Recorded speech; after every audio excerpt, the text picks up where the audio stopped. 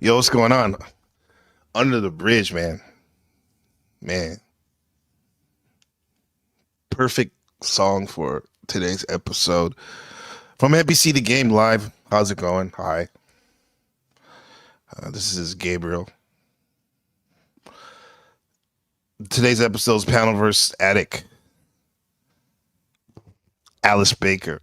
The simulation is glitching and the truth is emerging. What's going on? Crazy Mama, good to see you. Look Within. Patrick, how's it going, my brother? Locksmith, man, always a pleasure, brother. Ragamuffin Visions, blessings for sure. Yeah. Yo, I woke up this morning and, dude, I took a big hit of that TALCOTTIAN hardcore. I'm gonna say it's meth, man. I was gonna say heroin. I'm gonna say if a Panelverse was a drug, it'd probably be meth. Yeah. The wonder drug. Super cheap, but very powerful and life unappealing at times, right?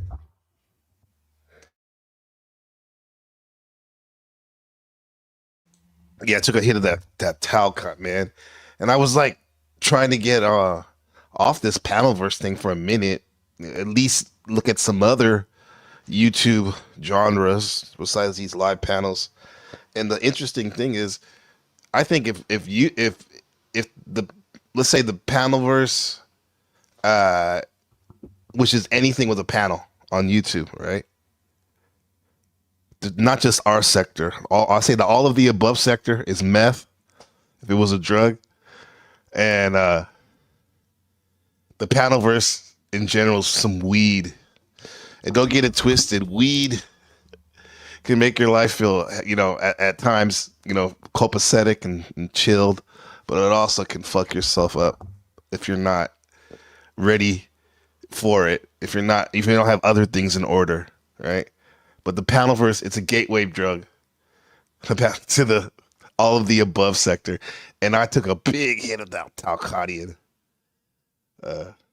pink meth. Yeah. It was crazy today. I don't know if y'all saw that. I usually don't really comment on that other people's streams, especially that one, but it definitely was crazy yesterday or this morning. Shout out to Jack. Patrick with a comment. They're going to try to pull some shit soon to put us back in our place. But it's too late. We're too strong now. Yeah, super strong. I went on the OTW's live stream yesterday. And, we're looking at some mythical monsters. We're in that Piscean month. Illusions and whatnot. Escapism. If you're not balanced. And we're looking at some monsters and whatnot. Yeah, so that was interesting. That was my first dose before I went to bed. And then I started watching this yesterday. Tell me what y'all think. Some of y'all probably watched it already. Let's see.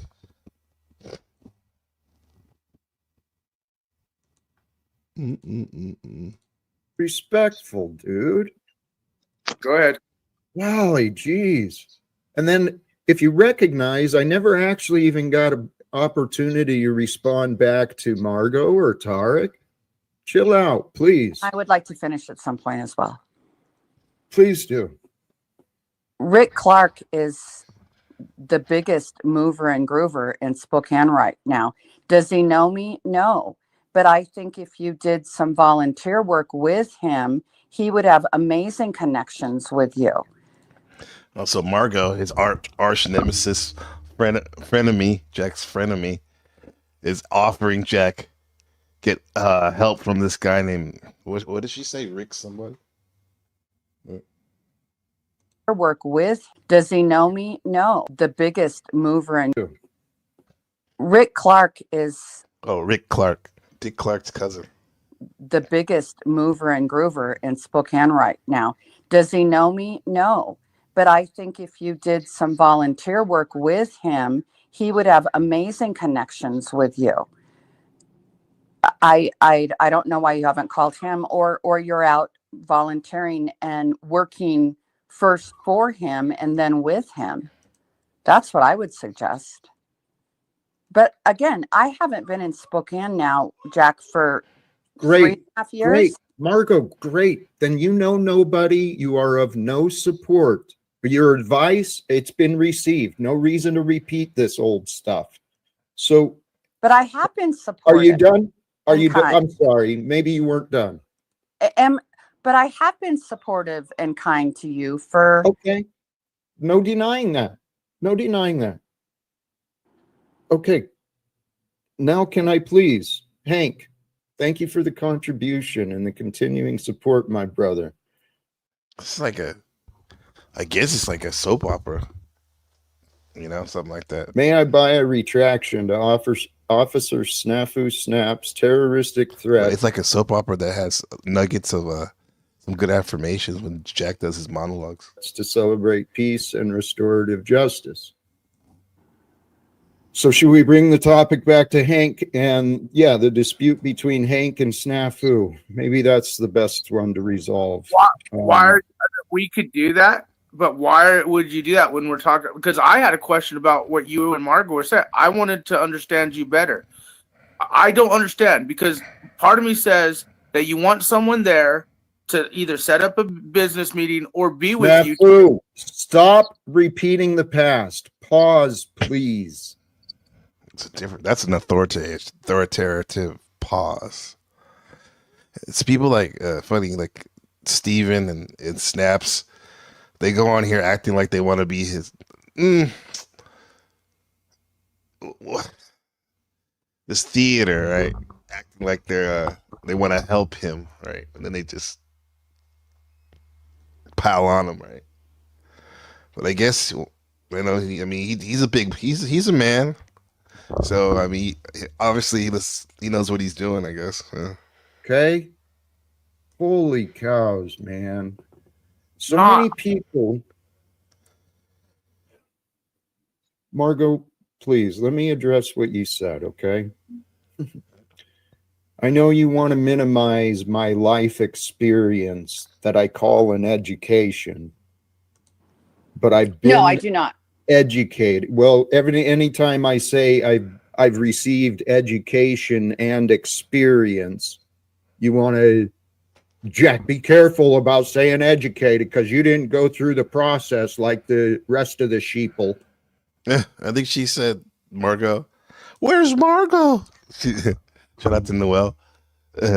She said the definition of education is being evaluated. After you go through no, I just heard that part. Being evaluated. Okay. Is that education?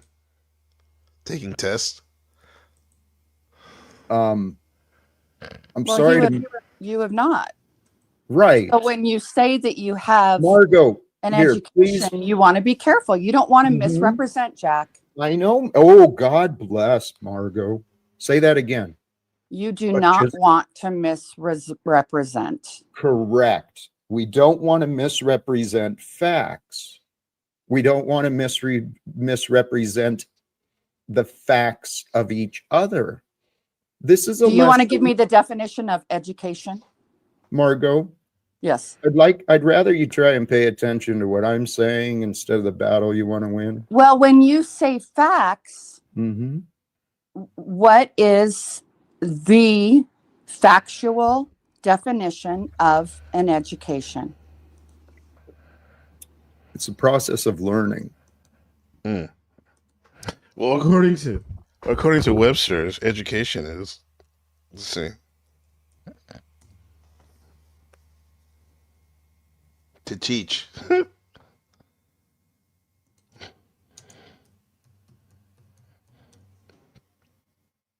The process of receiving or giving systematic instructions, especially a school or university. No. Factual definition of an education. It's a process of learning. No, it is a process of being assessed after learning. Okay. Well, the process of being assessed after learning. Okay. Comment from Patrick, not OTW Patrick, but Look Within Patrick. They were testing the man's patience a lot today. Yeah. His patience is being tested, especially today. Definitely. He truly wants to make change. I can see that now. I think so too. Great. So does that change anything that I was saying? Yes. Okay. God bless Why are you getting mad, Jack? Why are we having tensity here? Do you want to understand? Why are you getting mad? Because you people are assholes. You're acting like assholes. Easy answer. Yeah. I hope you do. Yeah. The reason I'm getting frustrated is because the attitudes of the both of you. And Hank. I've been quiet. To be honest. And Hank's friendly fire, to be honest. Hank, so he's self-proclaimed chaos. agent, magician. Just trying to, Right. I think, He's move invalid. things along. I get it. Here's the thing. My life is important to me. That's why I went Main character syndrome. into retraction. That's all. Good for you. But Hank, I mean- Snap, I got it too, but I think I would rather have it on my own platform than other people's platforms so much. I think Jack for was him, trying to it's like- say, what Jack's trying to say is, with all the questions that's being asked from him and to reply back from everybody, we have to stay on the subject. Like, let's not just jump all over the place so he can actually defend himself or defend his position so actually Thank you. Margaret can get clarity. Defend your position on your own platform. Totally not primal status elevation. Defend? Nah, man. You flush. I guess unless you're trying to debate somebody every once in a while, but I don't think you should have to defend your position all the time. I would want supporters. And you can get clarity, Snaps. And I Right, appreciate you, that- Snaps, that's being Don't get me wrong. It's always good to give clarity when asked or not asked. Comment from Patrick. Jack is a G.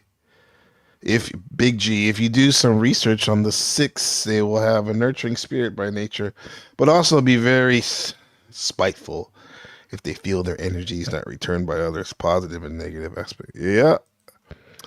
I say under the Leo chamber too. If the king is not being acknowledged for his good deeds to his court or public, he will get spiteful and rage. He got mad at me when I was trying to get clarity. I was literally trying to talk about the present. because Jack, of the interruptions, I think. But I'll yield. Go ahead. I was Sorry, asking thank Jack you. about A lot the of present, validity from and you numerology, got mad at sure. me, like saying, "Oh, you're talking about the past." Like, Snafu, take Can I a ask breath. I'm a figment of your imagination, Uncle Fatty. Grandpa Fatty. Anywho. Good to see you. It's the ego within us that seeks to be right. Okay? That's where we get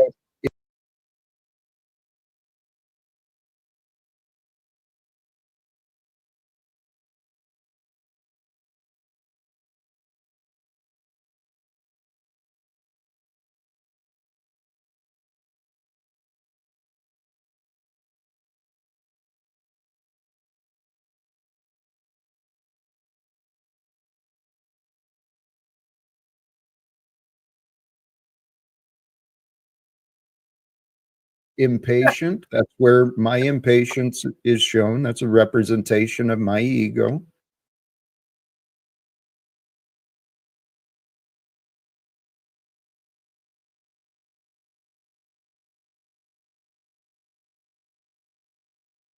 You didn't catch my twin. Yeah, Shadow Buddha in the house. What's going on, bro? What's going on, bro? I don't know if you heard that what I was saying about Jack Talcott. There it is, man. The real life, real deal YouTube live streaming chat GPT of spiritual nuggets and motivation, man. Motivating, actualizing before your eyes. Are you coming along for the ride? You know? Are you going his way? We shall see. I'm trying to keep ego aside and allow the spirit to lead. The spirit I'm choosing to lead me is love. So please be present with love. We can communicate with each other. We can Truth understand blade. each other, especially if we can discuss the disagreements. I'm trying to, and you keep getting pissed the fuck off, and But- won't let us. You Pissed off. That's not even pissed off. This Nan's, I mean, just astrologically, I guess under the 6 numerology, what Brother Patrick was saying, you know, he can be spiteful. Under the 5, what I say under the astrology act, the Leo chamber, under the Scorpio rising, you know, Jack's nigga, this nigga Jack Talcott could literally probably be ripping off these people's heads if he wasn't so based in his spiritual Wadeen. his purpose and shit, man. This is nothing, bro. That's why he shaked his head, man. I'm going to speak for you right now, Jack, because you're not here right now. Even though hopefully you're listening. You won't let us ask our questions to you. Snaps, I agree with you a little bit, but here's the thing. You've Like it's an interrogation. been doing much better in terms of pausing, but in the same time, you keep interrupting a little bit where Jack cannot get his thoughts. When he doesn't get his thoughts, maybe he loses them. So let him just speak. That's all. It's like some of us are the Jack supporters are like we're ministers and lords and ladies and this on his court. So we speak for the King of Kings of TALCOTTIAN right here. Actually, you know what? This is a good point. I've been Maybe patient some of us are actually jokers and jesters too. long enough. Snafu, you're welcome. We can try and continue talking offline. If you certainly show that, if you continue your efforts to try and communicate, we will understand each other. And when we do, we'll have a lot better conversations instead of this bullshit wasting time every day. Wasted time. So here, Big sigh of relief. Margot, I love you, sister. I really do. And I know you care. But my state of mind was always here. It was never out to. Are we using that? Is he using that word too freely? Do you all think he really loves her? These people? I know in the past I've used that word very freely because it was used very freely in abundance to me growing up. I love you, we'll always say to our loved ones and our friends. Not all our friends, but yeah, definitely with family. I think he means it, but it's like, I love you, but you're a fucking bitch right now. To harm anyone. Margot. There was a day, or there was a couple of days in a number of years where I thought about harming myself. One person? Beyond that, damn, I've been at peace. I'm very glad those are in your past. Absolutely. No, Margot, this is what you don't understand. The things you and others said about me, they were not true. You took parts of facts, created this big story, you and Charles and Maria and all these other characters, and you guys gossiped with each other, spent time on me, but not with me. So, Margot, you are a part of this Jack Talcott story. I understand. And we did try to. I love that when he talks in the third person. Usually I think that's so cringe. But he's owning his Leo nature. This Talcott story. What do they call that? We had the great our friend Sleepy E, the psychedelic shaman YouTuber, talk about that state where you believe that everyone's just a character in your world. There's a name for it. And this is whenever he says that, like you're part of this Talcottian story, I definitely get that vibe. To include you. So you claim. No, we did. The evidence, Margot. No, I'm not going to play this. You did not try. Where's Margot? You're lying to yourself, Margot. May I give an example? Please. The way that we communicated, I've never spoke. I think I've talked to. Let's communicate the links in the chat. Brian, maybe a couple times, but when we were communicating, we were on a thread together, and we were usually not always talking about you. Yes, we did, but not all the time. We were talking about our families and retirement, and you asked to rejoin the thread, and you rejoined. And Maria and I were talking about grandkids or her place in Mexico. Yeah. And you were frustrated because we were not talking about what you wanted to talk about. You're good, right? That's your memory. And if you go back and you look at the facts, you actually look at what I was saying, you may find a different story, because Margot, your evidence of denial The ego is that which creates denial and carries unforgiveness. What am I denying? And I am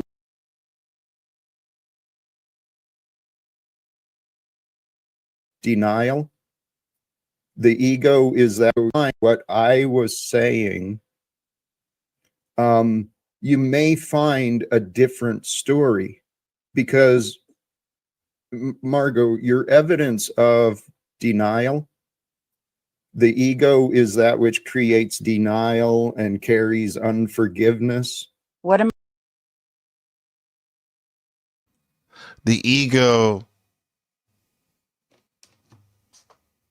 puts denial and unforgiveness in motion. It puts in it's the mechanism that puts it in motion. The pinpoint of zooming in on what actually is the cause of denial is the false attachment to self, right? To this self. Are you really here? Are you a person? What's behind your persona, the mask? That's actually what's generating everything. Yeah. Because as it is, you're already good. Everything's already good. You're already enlightened. It's just a matter of stepping into that and knowing it. But a lot of people get tripped up in the fact of what is it that's the knowing, instead of just being it, right? Because it would be something false to think that you weren't already enlightened. But I kind of guess I get what he's saying. I That which creates denial and carries unforgiveness. what am I denying? And I am completely. Margot, that's up to you. That's up to you. All I'm saying is, But if you say I'm in denial, I'd like to know how I'm in denial. well, Margot, you've denied the truth of your part in my life. I'm not And denying you've denied, well, you've denied opportunities to really help me. But you don't have to, Margot. And this isn't, I thank you, Margot, but I think I'm going to move on. What did I deny He's about to flush her. you of? What did I deny you of? Oh, friendship, mercy, kindness. Haven't I provided that in the support. last 2 years? Maybe, I mean, I've only been listening to their interactions for about off and on about maybe. Yeah, dude, over 6 months, half a year. And kindness, Margot. I guess if she really wants to, maybe she really wants to tear into him even more, except her quote unquote kindness is keeping her from doing that. But I don't know. From my outsider, it doesn't seem very kind. I guess unless she, takes tough love as being kind. There's this comment from Uncle Grandpa Fatty. Sober and dry drunk and jaded dick are all different states of choice, not states of being. Denial is the most common defense mechanism. Instantly triggered when our own reality is poked in the eye. It's being poked in the eye. Yeah. Yeah. Yeah, what's up, brother? How's it going, Machine? Good to see you, man. Yo, what's up? Well, chilling, man. It's good, man. This you're somebody that perfect timing. This is somebody that actually has been studying this TALCOTTIAN drama longer than I have. Maybe not studying, but yeah, you I got went- a few you- theories. Yeah,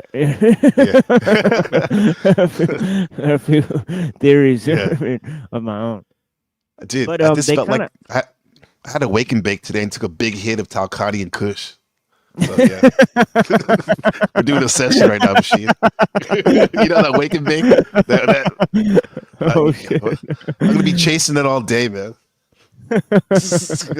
Chasing that TALCOTTIAN high.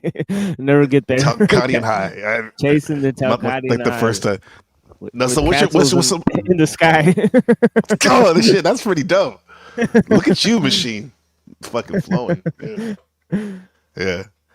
Dude, so what's your theory about what's really going on with this TALCOTTIAN drama, Greek Well, drama? See, a lot of my theories got thrown in the trash recently. I'm not gonna lie, Oh, shit. because Paul and Slave quit streaming. I mean, so Oh, yeah, he then I had to be What the like, fuck? wait, what? That was a real Yeah. monkey wrench in my whole because I thought he was a central theme in the drama. Am I right? Mm, Because if you follow Paul and Slave's channel, everything falls into line, right? And when we started, right, Paul and Slave, Flow State, What's Up, Cynthia, okay, Xtos, OTW News, mhm. you know what I mean? Lou Bastone, you know what I mean? All of these characters were from Paul and Slave's community in the beginning, right? So so it's really strange when that community basically falls apart. I mean, it doesn't really make any sense. And then the continual bringing in of the Snafu crew, I mean, that also didn't make any sense. Yeah. I mean, so I had to then readjust the narrative. I mean, so I mean, people learned over time, that what I was saying was true. That Snafu is actually a bigger player. I mean, than Woo. You ain't lying, bro. We were on. I was on OTW last night with people Tariq, were and he ready. brought up that interview. That shit was people crazy. He had a were- lawyer. Yeah, on it. people were ready to poo-poo that idea that these people, like, these lower level trolls like Toilable Earth and Snafu Snaps, because they collude with people like Grace Thorpe and these higher up groups online, right? And these higher ops online, right? I deduce that they're way bigger than people think they are, that they're hiding in plain sight, so to speak. You know what I'm saying, right? As like these disruptors or chaos agents or whatever. I mean, but they actually have higher connections. I mean, so now, not just useful idiots. Oh yeah. So now it's coming to light that these people actually have some kind of gatekeeping function. I mean, now, so that's kind of becoming clear. It's being brought to light, and it's being brought to light, mainly because of a couple people out here that didn't play the role. You know what I mean? And among those, I could literally name myself, Truther Cop, Hanko Flamio, Jack Talcott, among the few that didn't play the role. Some of us sometimes did play a role. I mean, but the fact is that overall, our own personalities were so strange that they became so disruptive to the panel sphere. I mean, so I think that's the thing, is that, that you can't write an algorithm that describes Jack Talcott or the Machine Lies or Hanko Flamio. That's true. So that's the uncontrollable problem. variable. Yeah, it becomes a problem. Right. Yeah. So, so I've been able to cultivate certain of these people and try to tell them about the optics as I see them. I mean, a few of them listen, like, the ones I mentioned just now, they actually sometimes talk to me and listen to me. I mean, right. There's way others. I mean, there's kind of a small group that I'm assembling on my own. So. Yeah, man. And it's right. Those people you just mentioned, you guys are the few that's left standing out of that. Not that you guys were not that you were part of a Paul and Slaves community, but all those other like Tolabo, even though he crawled back, he said he wasn't going to come back. Oh yeah, I made him come out of his hole. Yeah, I made him come out of his hole. And actually, I called it. I said I'm gonna make him. I'm gonna make this dude come out of his hole just for me. I mean, yeah, I was, dude. It did. I was listening to that whole thing. Like I've been trying to do decocks from that. I'm like that guy. Like when you go to the gas station to fill up your car, and you see him, and he's on meth, bro. But yet you're all like, "What's up, man? I haven't seen you in a couple weeks, in a couple months. How you been? I've been clean, for a couple, for about 6 months. When that motherfucker just hit the pipe, like 5 hours at least before you were talking to him. He's just coming down a little bit. So yeah, bro, I would watch that whole thing that told it both Earth shit. That was major cope, bro. That was major cope. They made like 2.5 episodes about me. Came out of hiding, and then he's like, and then oh my god, the irrefutable shame. Remember, right, when you call me up on a VPN number and then say, it's all gonna end when you beat me up. It's like you're so afraid to call me from a real number. You think I'm gonna crawl out of wherever I'm, living and go to, go to Atlanta. And, Beat me up. you're so afraid. I mean, Oh yeah, but, he's calling from Atlanta, but then the fight, so-called fight, is in Yeah, Ohio. What the right. fuck's going on, Doc? No, that's not even it. Okay. He's calling me. He's calling me from Atlanta from a fake number, right? Saying that I'm afraid of him. So this is the irrefutable shame, right? Irrefutable shame, right? All I have is, I have all of my information out there. These people are literal fake people online, playing characters. Now, who knows what kind of improv group they're from? But total. I hate it, bro. Shit's so stupid. I mean, it's cool skill to learn, but it's cringe. Yeah. It's cringe. It's cringe to get up there, lie out of your face, about how tough you are, and then hide, Yeah, it's super cringe. And this whole thing about like the victim narrative about like you called my wife the N-word, and like, dude, I've heard this guy like drop N-bombs like it's crazy, and then all the people, his whole Discord was like that. I heard. Well, he called Hank a monkey that same night. So wait a minute. So Hank's closer to genetics. Like who's your wife closer to genetics to? Hank a Flamio or you? So your wife's like a monkey. I mean, that's what you're saying. Shit. I mean, damn. You smited her honor now. Someone's gonna tell him about this. No, I'm saving that joke for my attack stream. Yeah, but I got weeks of attacks. I got weeks of clips to release. I've been waiting. I've been waiting for them to come out of their hole. So it just is what it is. And he crawled out, huh? Yeah. Yeah. This snap shit though, that it was crazy. Machine, like we're listening to, he had this lawyer on that supposedly he met. He was saying, this black dude supposedly he met when he was in prison, and this guy is an advocate for like prison reform. Yo, like, I don't know. He's calling him by his first name, Matt. No, he didn't even call him Matthew. He kept calling him Matt. Like they've been friends for years and shit. It's like, that's your handler, bro. You just, damn, man. He literally works for the government, saying he got a grant from the Trump administration. They're working together. It's like, damn, dog. You're right. Plain sight. Yeah. Yeah. I mean, it's easy to dismiss them, right? Be like, oh, these guys are just stupid, but there's a method to their retardedness, I guess. Well, I mean, I got it pretty much mapped out. They collude with higher level content creators in the Discords. I'm talking about like one of these Discords, they had Jay Dyer's producer in there. I mean, and she was, I scrolled up in the Discord, and she was talking about how insane me and my wife were. She was like, LOL, TML and his wife are both insane. All right, so what are they talking about you for? I don't know, like months ago. This was months. I scrolled up months ago, and they were talking about me months ago. I mean, I know why. Because probably if you play ball, you'd be one of the people he would have on his show. Exactly. That's probably why. Right. So then I basically just exposed them.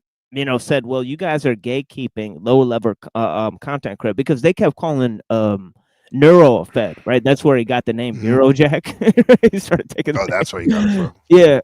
So he started taking the name. You know what I mean, right? Because they called it, because they're like, oh, Neurojack's Fed. I'm like, yo, B, how you know that unless you're a Fed? Real talk. Yeah. Right? How do you know Neuro's a Fed, or how do you know who's a Fed? And anyways, why are you worried about the Feds? I'm just clicking links online. I don't know what you guys are doing. You know what I mean? But if you're really worried about the Feds, I mean, it ain't like Jay Dyer is like peeling back the Matrix or anything. I mean, he has some. I remember I listened to him like years ago. I like his pop culture stuff. I mean, he stole all his research. I mean, he works for Gaia TV and Alex Jones. I mean, Gaia TV. Oh man, you better be careful with that shit. They'll strike your channel in a second. They're supposed to be so conscious and for the community, the spiritual community, but they're like fucking Nazis with this shit. If you use this shit, I'm pretty sure they already struck my shit, dude. Yeah. I've been having a constant strike on my channel since I started, dude. Like, I've been getting porn bombs. People pulled up guns on my stream multiple times. I mean, people came threaten me multiple times on my stream. Dude, it's all just, send me private messages.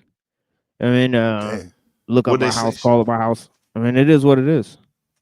What do they say in the private messages? They're gonna try to fuck you up or something? Like I got a bunch of private messages with anonymous saying you're not fucking dead yet. What? Damn. Yeah, real talk, man. Man, it's not funny actually. Real talk. No, it's real talk though, man. I ain't afraid of no shit. I mean, I put my whole name out there. I don't give a fuck about nobody. Fuck, I'll let it all crash or burn while I tell the truth. I don't give a fuck. Did YouTube do something? Because there was like a month or two ago where I noticed that you weren't streaming as much, and then now you're back to your numbers, but for a minute there the numbers were a little lower for a second. My numbers took a hit. Why? It's because I refuse to change the topic. It's simply I refuse to change the topic from motherfucking Jacques Ellul and the Tao Te Ching. Right? So anybody can talk whatever they want, but if they're gonna come to my show, they're gonna have to engage in some high level discussion. And if they don't want to do that, if they're not in the mood for that, if they're too high for that, if they're not in the right mind state, if that's too boring for them, too bad. Have a nice day. Have a nice fucking day. I don't have time to come in here and just lie and chit chat about nonsense, right? All the time. Yeah, because it's been a slow burn because it's been leading up to this point. So for people who were actually, cause I don't go on like I used to, but I still listen. Like it's been a slow burn because when I started like last summer, you were on the Uncle Teddy shit, right? Uncle Teddy work, right? Yeah, which was leading to his mentor, basically, Ellul. Right to now, so this is actually the good stuff. Like well, that's the thing is that we've read Carl Schmitt, Thomas Carlyle, Friedrich Nietzsche, Nick Land. We've looked at the ideas of Mencius Moldbug. We've looked at the ideas of the accelerationists. We've looked at Plato, Aristotle. I've covered lots of stuff. I've covered the ideas of Willard Van Norman Quine. We broke down whole works by Kaczynski, Schmidt. Obviously we're going through Ellul right now. So yeah, we went through a lot of works where we literally just broke down the text. We went through Nick Land and just broke down text by the postmodernists. The cyberpunk philosophers, right? So we just skipped to this segment where I named it "The simulation is glitching and the truth is being emerging." So that's perfect. So can you tell us for us who like who are ADD motherfuckers that need the quick fix hit, dude? What is it about Ellul that can help us like peel back the matrix? Well, I think Ellul really the main thing that he comes down to is that technology changes the way you think. Okay. So I think that is that is the main idea that he's going with. Is that technology sort of changes the it creates a complex that changes the psychological landscape. Right? And technology actually starts to influence culture, economics and science. Now, these three things actually people think that technology is guided by these three elements. They think culture guides technological innovation. They think economics guides technological innovation, so on and so forth. Right. They think scientific research guides technological innovation. Ellul's great achievement is to show that it's actually the other way around. That technology is guiding these other things. Right. So that is his great achievement, and the way he argues for it is very forceful. And he shows how, different forms of technology affect other forms of technology. So the system sort of improves itself. So it gets out of human control. And this idea of, the technological system having autonomy, that idea is the main idea from Ellul. Now, you could see it described in other places, right? But Ellul's really the top guy. Like you could look at Gibson and, Sophia Stewart, who wrote like the Matrix thing. Yeah, there you go. Right? Or other people, you could look at, the ideas of the accelerationists, Deleuze and Guattari, of their object-oriented ontology and other ideas about how technology morphs the psychological landscape. But Ellul, his great achievement is really to express how the system gains autonomy. And that's a big thing. That's what I was debating about with Andrew Wilson. because he Mhm. couldn't believe it, right? And most people can't come to believe. I don't really blame him, because most people can't come to believe that the system could be autonomous when human beings created it, right? Right? It's Yeah, they're talking about counterintuitive. AI and all this shit, but dude, it was even Oh yeah, before all he thought that. of that stuff before all that. Yeah, Yeah, this is before way that. before Yeah. AI, before they even created the internet. He was showing how the system could just be autonomous on its own.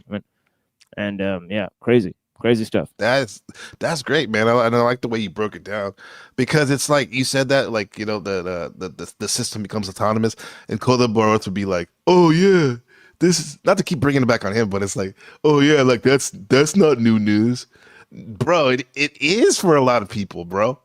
Like it's new news because they're too scared to look at it. Because I mean, if you're dude, it's wild, bro, to think about that. It's wild because it just sets up everything, your whole Well, reality, the paradigm it's this shift. idea that that technology is use neutral. Okay, that a technology is good or bad depending on how it's used. Alul really says that idea is not true. He says it's the other way around. That technology transforms the user, especially when it's on the level of machines, right? So he says on the level of mechanism, it actually transforms the user, and that is one of his key insights that I think is extremely special. And I think it's not a special insight in the way that Henry David Thoreau had the same insight. When he said, it's not the railroad that rides. I mean, it's not us that ride on the railroad, but it's the railroad that rides on us. Right. So the StreamYard Panelverse is paneling us. Oh Basically. yes, it's changing the way we Damn. communicate. Absolutely. It is. Absolutely. You can't deny it. You can't deny it. It's undeniable. The form of communication, the medium of communication changes the way somebody communicates. And it changes what they say, what they think about what's being said, all of that. It's inescapable. That's true, because the way I used to use my grandma's rotary phone, like 1, 3, 4, the old school phones, and I talked to my friend, that's a private conversation. I talk to them different than I'm talking to everyone here on the StreamYard. It has changed us, because I use the StreamYard probably more than I use my fucking phone to talk to people, or Discord, or whatever. That is wild, man. Yeah, I mean, texting creates a language, and it doesn't just create a mode of communication. It creates a language, and that's what's interesting to understand, right? What is it leading it to? What are we going, like, into a dystopia? Well, I think the majority of human beings are going to be transformed into machines. They're going to be indistinguishable from machines, right? And that's the future we're headed to. Right. And I think eventually what's going to happen is that there's going to be some type of, waking up of the minority of humanity that is not machines, right? Where they will be called to eliminate the machines, right? And then we will live in a primitive future. I mean, that's my greatest prediction of what is possibly going to happen in the next 100 years. Wow. People are probably they're preparing for that too. They may think it's going to be China or whatever. They're gonna nah, bro. With their living off grid, all this stuff, and packing up their arsenal and being self sufficient. That is true, man. All the science fiction it lays the groundwork too. The stories, science fiction is a very big component in all this too, huh? Oh yeah, they're gonna run all those movies. AI simulation of the end times, and all the religious people are gonna fall. Damn. I mean, that's exactly what's gonna happen. And the people that see through it, they're gonna be not machines, right? That's gonna be their reward, right? Pure blood. Yeah, essentially. Yeah, and then but then we see this machine. Look at this. Let me bring it back up. You've presented the air of it. You've shown the show. The appearance has certainly improved. I had to reset them real quick so they don't blow a gasket from what you just shared. I gotta bring it back down to reality, lower base. But there's no heart. How do you know? How do you know there's no heart? in my experience, my So- life experience is true for me, Margot. But You've you cannot offered me- say my heart is in this or not.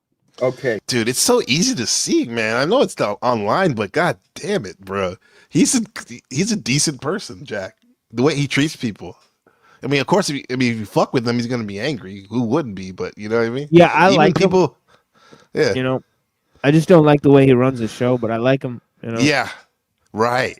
That's true. I never talked to him offline, but that's what I don't like. All the fucking, all the undesirables. Yeah, Yes. and it's the same with Yeah. Truth or Cop, and I understand. I mean, not everybody's gonna have the Machine Live type of show, and I understand that. I mean, Hmm. so not everybody has to do what I do. I mean, Right. Same thing with me, man. We do it. We all do it a certain way. yeah, just can't- and I think your streams are far greater than a lot of the. I mean, I was watching the one on the Panda, and I was watching a few. Oh, of that was them. fun. I mean, it's way better information than most of these. I mean, way more high level. But yeah, I mean, Yeah, thanks, No, man. Because no. 'cause just like how you were talking about what you were sharing about Alul and whatnot in the Yeah. state of the union, basically the universe. You're passionate. I love it. Like when you start preaching and teaching and sharing, bro. I can tell you're passionate. Just like, and that's what I've been picking topics that I'm actually passionate about. And today I was passionate about taking a hit of that TALCOTTIAN KUSH, relating it to the Matrix. Yeah, yeah, let's You're do it. right Yeah, on I'm about time, to my smoke brother. Too. Yeah, real talk. I've been smoking and watching Talcott for a year. It is what it is. I It can is only what it is. imagine if I was smoking, bro. I'd be fucking super hooked. Hey, right. Tell you what, you're right.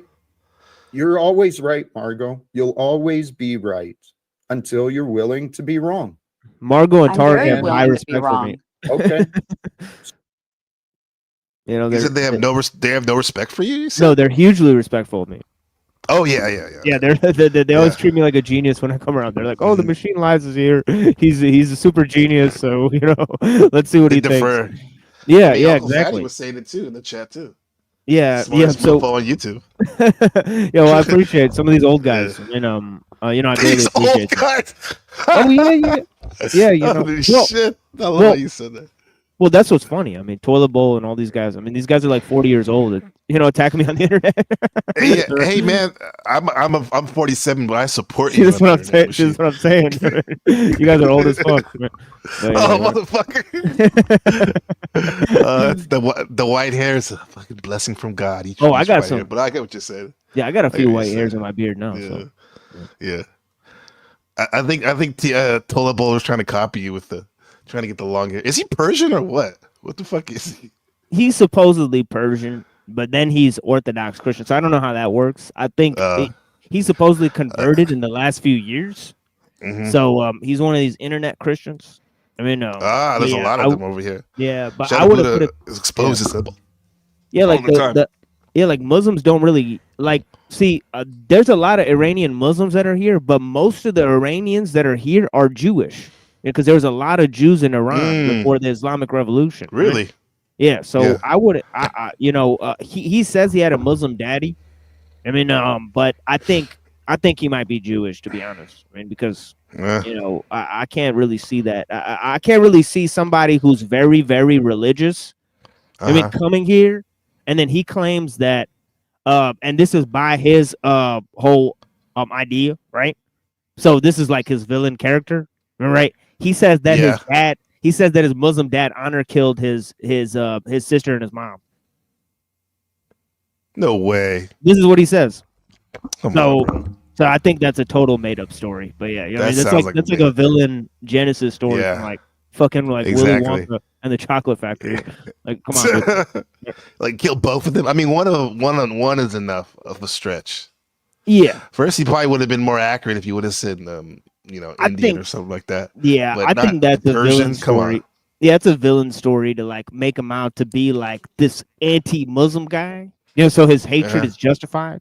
I mean, you know what I'm that makes saying, sense. right? Yeah, So, yeah. But it would be a good move for a Zionist to pull, all right, because they hate Muslims anyways, and they could pretend to be a Christian. So I believe he's a crypto Jew. I mean, that's just my estimation of the situation. It seems like motherfucking like 68% of people here are crypto juice.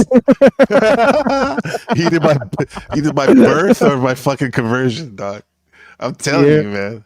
I had to pitch myself one of the before. No.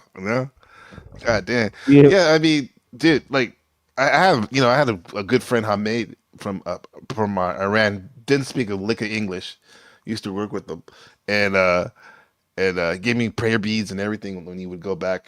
He's a really cool guy, and yeah, I don't see that guy being a fucking Muslim. The way he carries himself.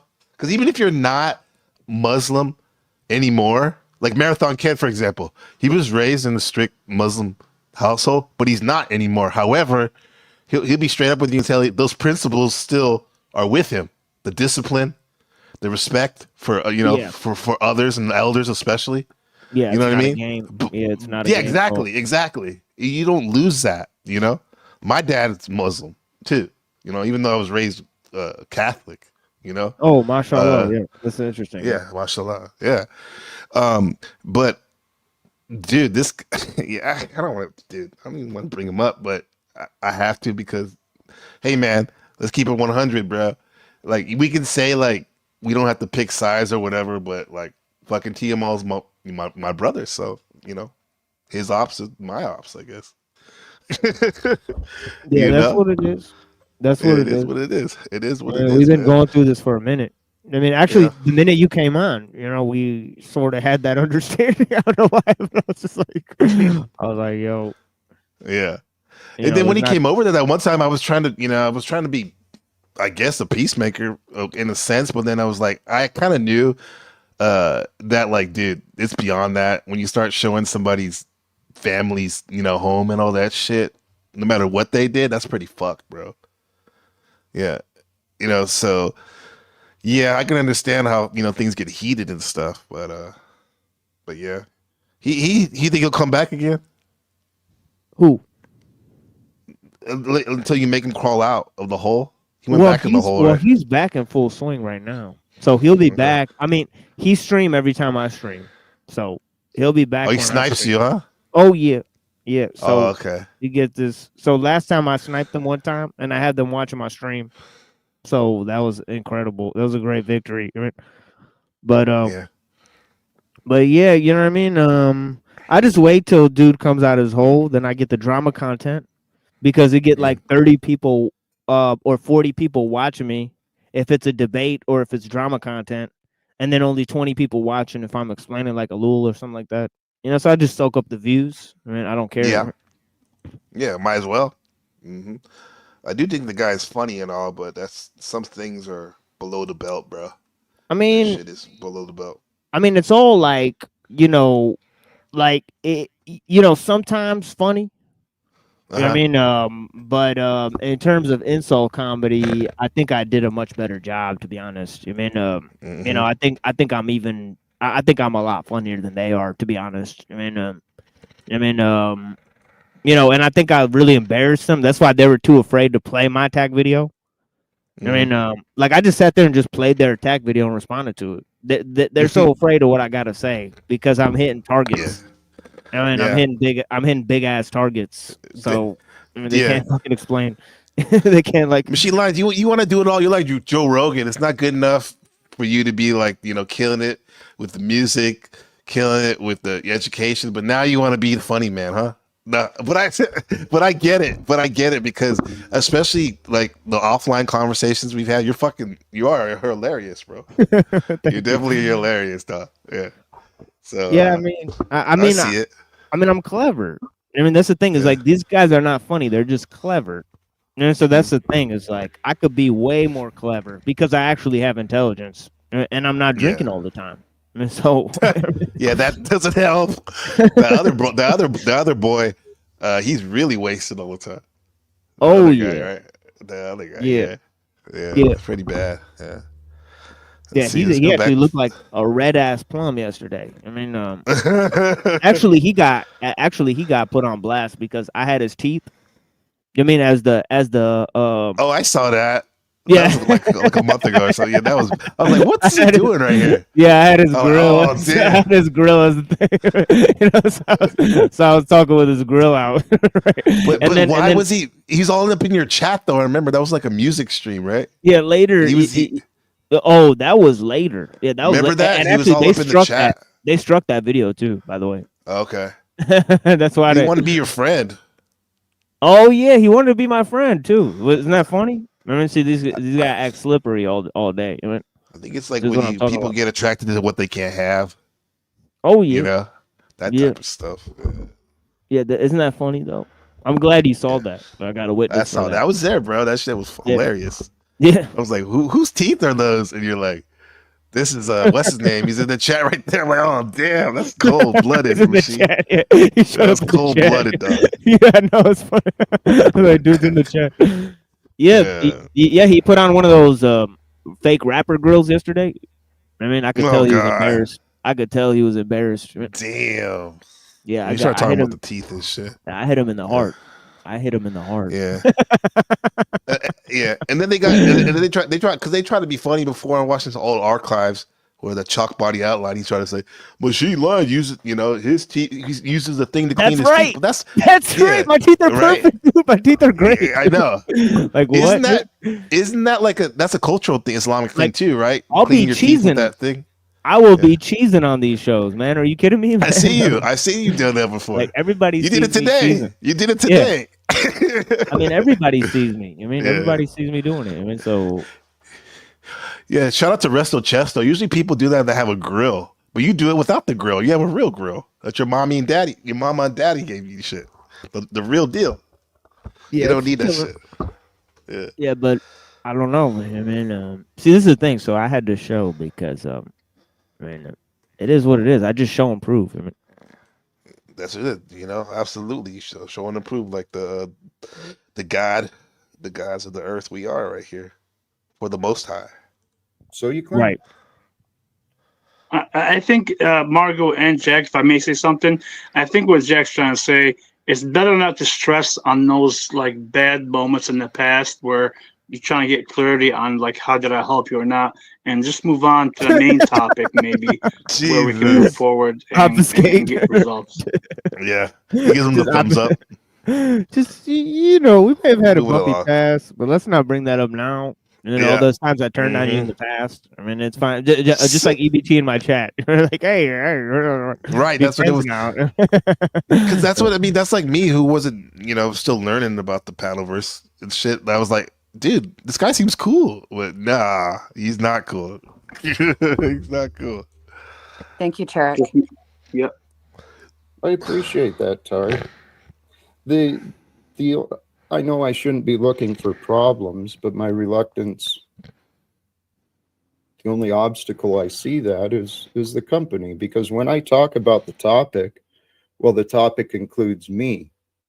And it includes me as being a man who actually has some value, some wisdom to share.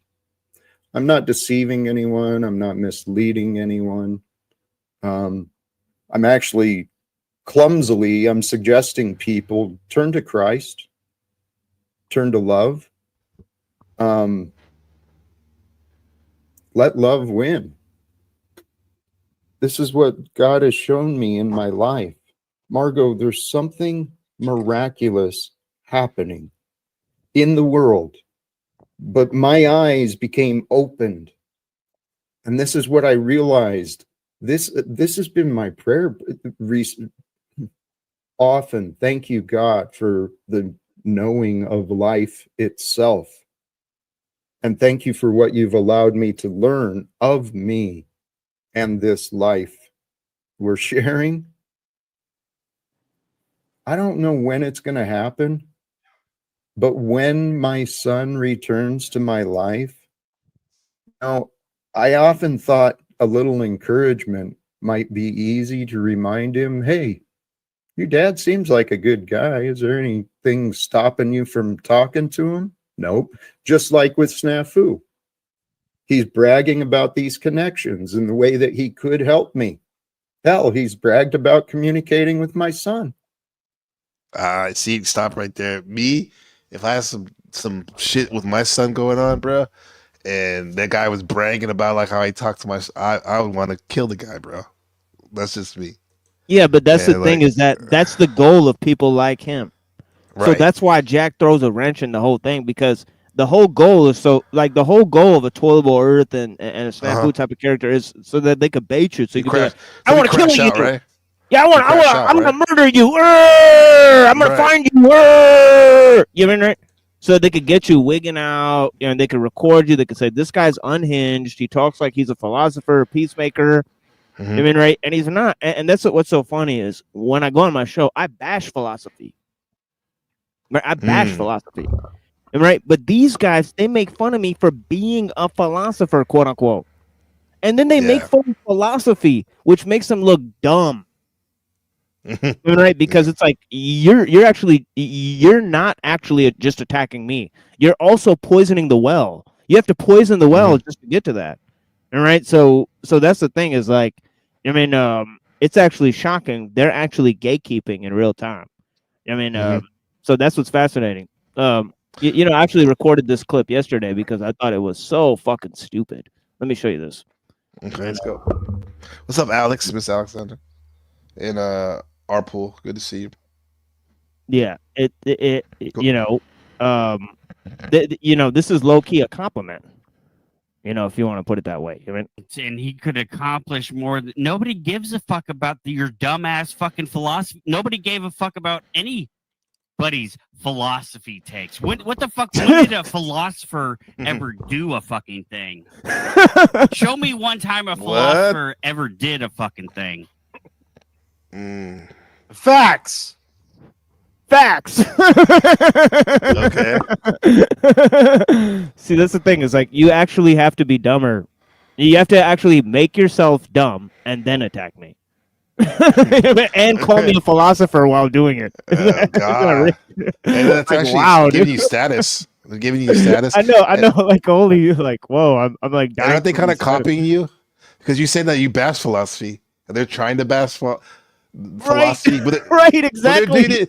But they're doing it in a way that's like, remember from Zoolander when Derek and Hansel, they were trying to get on the computer?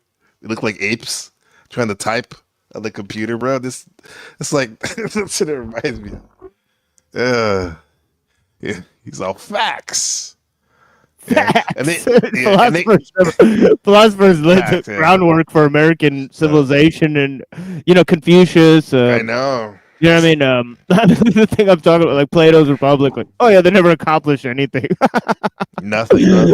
Good Lord. That's like the whole, like I literally see Confucianism. We've talked about this before, literally laid out every time I walk outside the house here in Taiwan.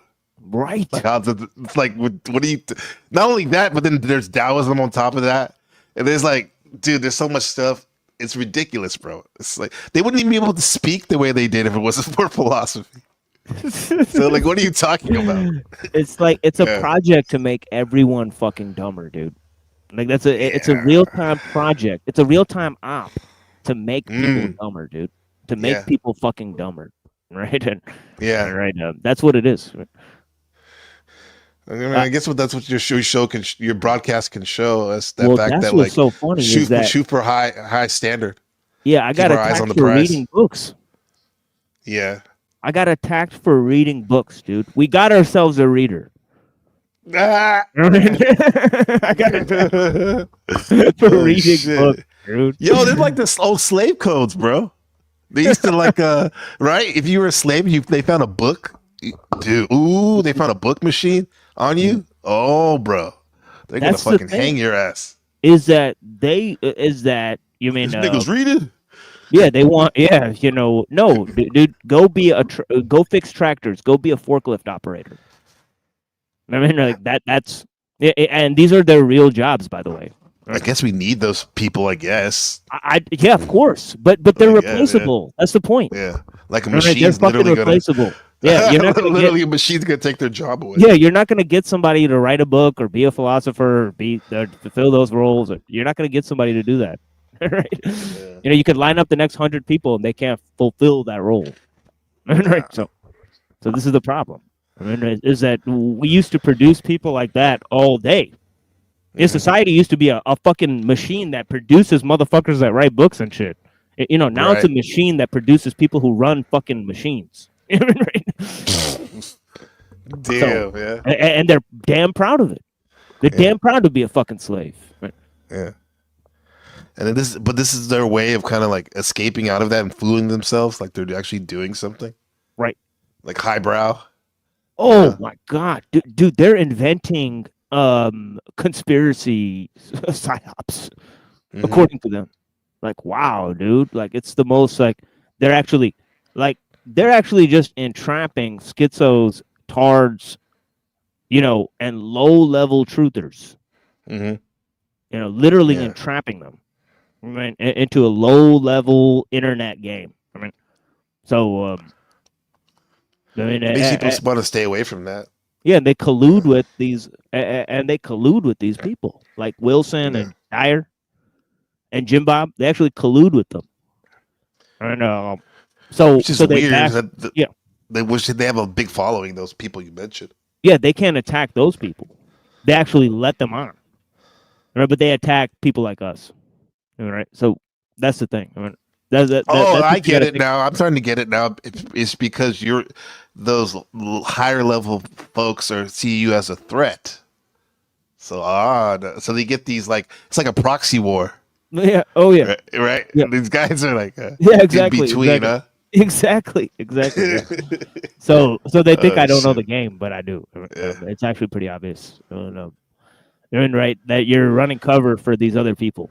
I mean, so Yeah, man. And then Shit, what should've- do you think about this? Go ahead. What were you gonna say? no, I should have restreamed this, man. I always think It's of all that good. too late. It's always like after the shit gets popping, I'm Yeah. like, fuck, dude. It's like an hour in, like, this shit was popping. I never hit the It's button. good. Yeah, It's fuck. for the real one. It's exclusive for the 5 people Well, watching. well, and the or ninja I'll watchers. I'll just play it again tomorrow. Oh yeah, that's right. Yeah. That's how I Hey, do shout it. out to the I just Machine play- Lines crew, the community. What's going on? Yeah, I'll play that shit. Yeah. I'll play that Yeah. shit on Wednesday night. I Yeah. mean, Dope. you know, yeah, exactly. Dude, what was I gonna say? I was gonna say shit. Oh, not Talcott. It was somebody else I was gonna mention. Not Flo, not Sarah. Oh, Zach Hubbard. What is your thinking about this whole now? I How like does Zach Hubbard fit into this? Because I watched him like 10 years ago. I used to watch his stuff a lot. What's your thoughts about him? I mean, I He's like him. Talcottian. I mean, I like him. I don't trust any of the shit where people are making tons of money. I mean, that's just a personal thing. There's nothing against the guy. I mean, you know, you're free to make money or whatever. You mean, and I haven't looked into the service. I mean, Hebrew gematria, the machine lives real time, equals 333. By the way, so Wow. I don't know Damn. what that is. I mean, Oh, I'll tell you what it means in the terms of chaos magic. That's the highest demon Quran's on. Oh, Pure summoning chaos Cthulhu. magic. Man. See, that's what I thought. Exactly. Yeah. That's You're what I in that thought, like- chamber. Yeah. Like the exactly. machine line. See, you got the banner. I mean, you got H.R. Geiger. I mean, it is what it is. Right? That was That's what Gagger. Yeah, they're like, what is that in the background? It's like a gay demon or something. Sorry, I need to stop that voice. But that's how he sounds, though, huh? Is that what he said? Yeah, he had that on that stream. Yeah, he was like, what is that thing? It's a gay dude. Everything was like, he's gay. That's the only thing you can say. Could be. It could be. Nigga has It a might be wife and shit. H.R. Geiger. I mean, the dude. I mean, okay, He was I'll call weirdo, it. yeah. I'll call it the dude, right? The Mary behind him. It looks like a dude. I mean, it looks The like Mary. it looks like. You know what I mean, right? What's It up, looks like Ragmuffin? Kevin. You know what I mean, right? It looks like a white dude. Kevin. Let's be honest. Oh, shit. I mean, let's be Oh, honest. man. I mean, do you pray to Kevin? I mean, this is really weird. I mean, Not so Marathon you know, Kevin. you got Shout out to him. you got the trans Mary behind them. I mean, so The trans. That is right. Yeah, that's what you're talking about. That big it looks like a dude. There's Yeah. nothing feminine about the Mary that's behind him. I mean, machine. It's a handsome woman. Yo, what's up, Ragamuffin? What's up, gentlemen? I thought this was the it perfect going, bro? time to pop on. I saw you both up on here. Yeah, this is the homie right here. Oh, Yeah, this is the homies right here. yeah, for real. Oh yeah, Yeah. man. This is legend, man. How you been, bro? Man, Thanks for coming up. Thanks, man. Thanks for having me up. I'm doing No all right, problem. bro. Life is treating me all right. You know, starting a little bit over on some things, and I'm feeling pretty pumped about the rest of this year, creative projects, and yeah, I'm doing good, man. How about you? That's awesome. Doing great, man. Chugging along. You know, Nice. teaching. son is, doing his thing, because I'm training the next John Connor in real time over here in Taiwan. Oh, So right, yeah, word. real life John Connor, my son. That's what I'm saying. We're getting ready for this, right? For this machine battle, right? Oh Machine. yeah. Yeah. So my little son Benjamin. This is like what this channel basically for. It's from my son as a log, from his daddy, and all his eccentric uncles and aunties are on the channel here. Yeah. Very cool. So anyway, that's what I. Yeah, That's dude. where my. Yeah, that's where I'm dude. at right now. Yeah, may Allah give him prosperity and health, man. For real. I appreciate that, man. Yep. That means a lot, man. Because there's a lot of nasty bugs out here, bro. Ever since they had the Raccoon City 19 out here, man. A lot of these kids, I'm a teacher, so dude, some of these kids, they get sick for months nowadays. It's wild. Really? Bro. Oh wow. Yeah, it's got to keep healthy. You seem ragamuffin that you would be into the holistic thing. I What am do you- actually, and after getting, I want to drop something real quick just because I think you all should both check it out if you haven't. I think I've mentioned this to TML. I have not mentioned this to you, NPC, but there is a fantastic documentary out that is actually part of the reason why I am making some additional changes. So yeah, I am very holistic, and I try to be as much as I possibly can, and natural, all natural, organic, of the earth, living prana. That's my thing. And so Beautiful. Christspiracy is one of the most amazing documentaries I've ever seen in my life, and I recommend everybody go watch it. You got to go to the website. It's free. You just got to put your email in. They'll give you a thing for a 48-hour to watch it, and then if you want to watch it again, you got to pay it forward or whatever, or use a different email address. But yeah, it's fantastic. And the two gentlemen that put it together have done previous stuff on Netflix, but Netflix would not allow this. They did, I think, Knives Over Forks is one they did. Yeah, They I might did be able to just screen record it. Right? Real Oh talk. yeah! Oh my gosh! I would Yeah. love to have a party some night with all y'all. Yeah, we should and do just that. Do it, man! I'm telling you what, you ain't even gonna believe what happens in this thing. These two dudes go over to the Middle East and they expose the whole animal marketplace. And while they're doing this, their shit gets fucked with. People come in and ransack it. They show it. Nobody took anything though. They just got fucked with. They threw all their stuff out. They took their tapes. They found some of their equipment up the road, like miles away. All because they investigated this, and they had somebody. They got this one older guy from the Catholic Church on there from the Vatican, and he said the church will go to great lengths to stop this. You don't know what you're messing with, and they got told, stop it because they're exposing the truth. There's things put in the Bible and all these other contextual places that paint this nefarious picture of the Creator of the universe, and it's not true. It's just not true. And I This think is it right here, huh? yeah, that's it. Yep. And I Yeah. think if everybody starts to practice a little more stillness in their own heart space, they can find out how loving and amazing God is for themselves without having to have somebody tell them, or literature Right. or whatever it is, because people have gotten so mixed up on, justification for so many things, man, so much wickedness. It's just crazy. Yeah. So this is eye-opening to me. Because I've been bothered by the idea of killing things since I was younger. And I mean, this is just me speaking about me, but I Go ahead, shot brother. a bird with a BB gun when I was younger. And I swore after that, I'd never do it again. I'd never pick up a firearm, never do that again. It's just not in my nature to want to kill things. So I heard a similar story like that. That's pretty profound, man. That's all it took, right? well, it took the event years ago and then sort of walking through all the, wrestling with doctrine and religion for years to figure out what it is that I thought I knew or believed. And I am pretty focused now and centered on oneness, and on that conceptual idea. And so I want to treat everybody with just respect, and regardless of how they treat me, like I'm getting to the place where I'm getting more resilient and I don't give a fuck what people think about me. Like TML, like you were just saying, bro, like, yeah, it's real talk, bro, because when you're out there enough in it, eventually you just stop being like, man, why am I going to give attention to this nonsense? Like, and anybody that brings it my way, I'm just going to alchemize the shit out of it and use it for good. There you go. Magical. Yeah. Magical, man.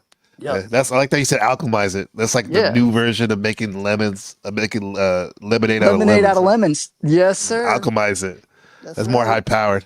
Yeah. Yep. Yeah. The great look within, he's helping me out a lot, reminding me about the whole holistic, high-powered nature of, all the herbs and the plants here are to serve us, bro.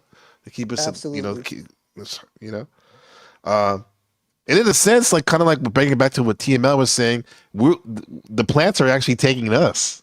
They need us too Yep. to experience them. Yeah. Oh yeah, it's the botany Yeah. of desire. You know what I mean? The plants are cultivating humans. Absolutely. Right. Right. Shout out Buddha with the look within with the comment. It's understandable to not want to kill, but at certain times you not only have the right but the responsibility to defend life of yourself and the innocent. That's true. What do you guys think about that? I hear him. I've wrestled with that. I saw that comment too. Yeah, that's a profound statement. You know what? Years ago, I would have said, yeah. If it comes down to it, I'll do what I got to do. But now, Right. I am gonna take. I don't know what the situation would call for, and you know what? It's one thing to be like, man, I'll just step aside and take a moment of silence and figure this out. You can't always do that in a real heavy situation. However, I am well aware, and I think you two gentlemen are too. What you put out there is going to have to come back to you.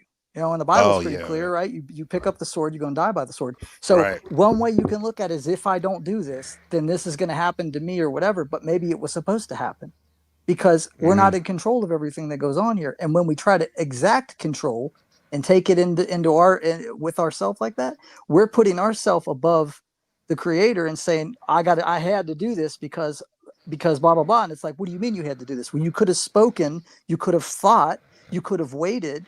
There are other options in the metaphysical world. There are other options. I didn't used to think there were, but that's where I'm at these days. Like, it's a tough thing. I can't say what I would do in a real heated situation involving family and friends and like what needs to happen or not happen. But I'm just saying that's my main frame right now. I don't want to participate in that. And I feel like there's another way. And I see you. Yeah. You see what I'm saying? This is you on default, we're saying. That's all I say. Yeah. This is you on default, like how you act, right? Now, like you said, other functions of your ability might present itself when needed. However, this is how you run 90% of the time, we'll say, or 93% kind of like, of the time, the Bruce Lee personification. He knew how to fight a motherfucker if he had to, but that wasn't. He didn't go around trying to flex it. That wasn't the point. The point was, I have the ability if I have to, but I don't want to have to. Yeah, it's kind of like because he's a devoted father. Like I love my son and my wife. Well, I love my son like so much, and like that's how I can say like, dude, I would kill in a second. But then I don't even like to even think like that because it's heavy, man. It's a very heavy thing, man. Yeah, and it's a new type of age. Yeah. Like all violence is surrendered up to the state, right? So the state has a monopoly on violence, all right? So the whole idea is that, essentially, you have to know that, that your violence has to correspond with the violence that's already existing within the system, or else the system will use retribution of violence against you if you decide to be violent, right? So. So that's the thing. Yeah. So you just have to look at the brute reality, right, of violence in our age, right, and look at that. No, you live in a system, right? You're being surveilled, right, and violence within that system is part of the, the collective need to fulfill the justification for violence and retribution within the system. So the thing is that, if you understand that. That's what's happening, then you'll align yourself with that violence if you want to commit violence intelligently, right? So this is the thing is that, so the people that are involved in using actual violence against people, they can't use direct violence. They have to use some sort of mechanism, right, or third party in order to inflict violence on people, right? So that's the thing is that, that's why somebody will, like, dox you and do all that other stuff, right? Because they're afraid of retribution. If they actually act within violence, that the system will use retribution against them, right? So they're hoping somebody else will do the dirty work that they want. Exactly. Yeah, they're just hoping that somebody else hates you more than they do, right? So, right. which isn't Some likely, bitch you know, shit. right? Because they would have doxed you first, right? Right. So that's Right. the thing. Is like, yeah. So that's what's interesting. Is like, you know, so so that's what's interesting. It's not just about righteousness and anger and honor. Hmm. You know what I mean? Although honor is a greater scale of justification for violence. Most violence, even within the system, happens based on honor. It doesn't happen based off of logic. And, Yeah. or We heard about like you were talking about earlier about the fake honor, the allegedly honor killings right. of that, and all that. And I have to, and speaking of my Leo friend, Brian the Leo, my best friend, the Marine, that's his pride. Like he's very prideful in the sense that he feels it's his duty over the years, because I've known him for over like 25 years, to if anyone offends him or other people, he feels like it's his duty to balance the universe.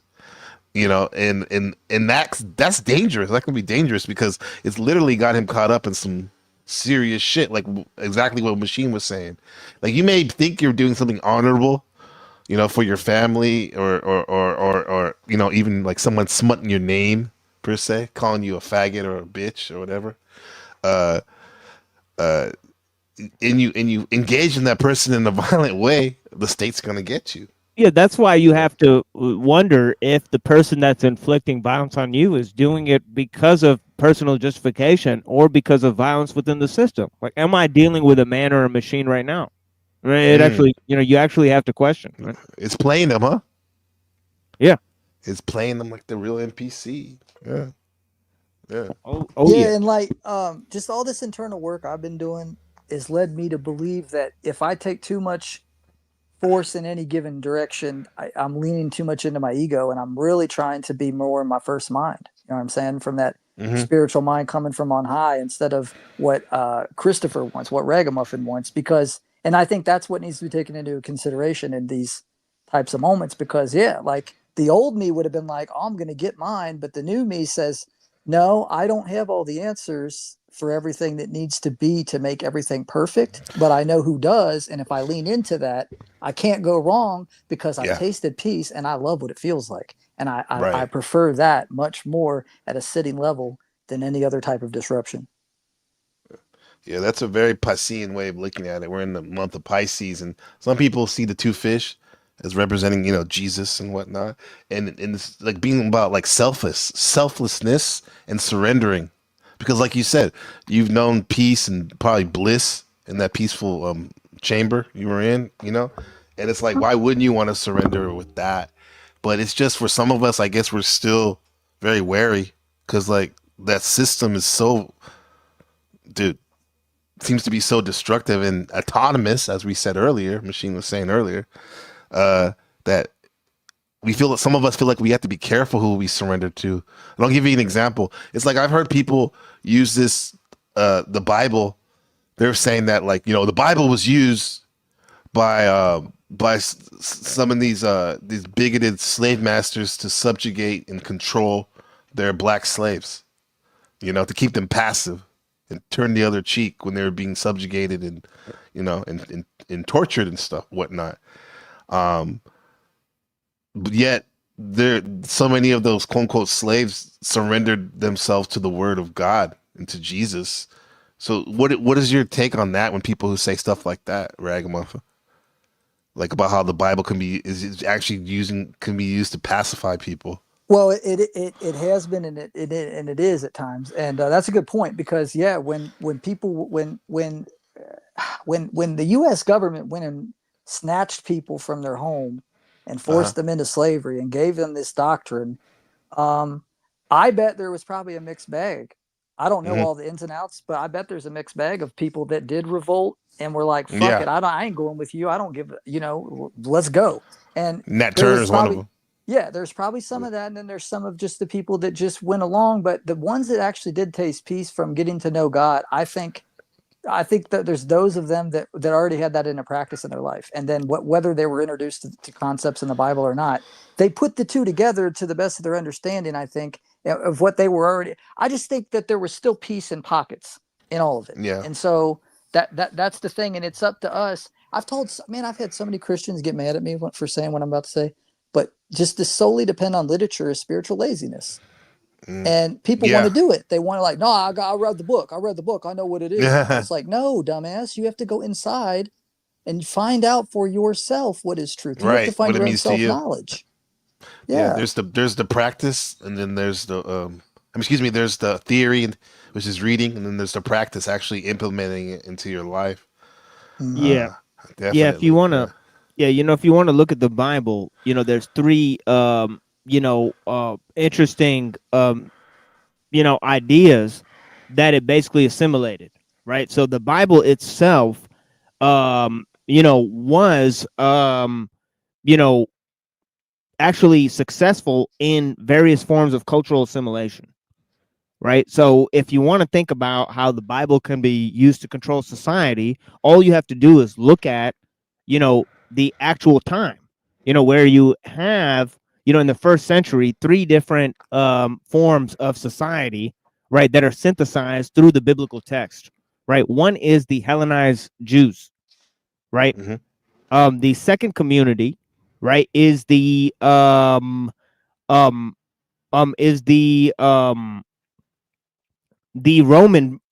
population, or the Roman state, right? And the third group is the Christians themselves, right, or the church, right? Now, if you look at the writing of Paul, he clearly distinguishes between these 3 groups of people, right? And he does so in a very, very interesting fashion. Okay, he actually says in one verse in Corinthians that to be as one, who follows the law, we became as one under the law. To be with one who doesn't follow the law, we became as one who's not under the law. Okay, he says to a Jew, we became like a Jew. To a Roman, we became like the Romans.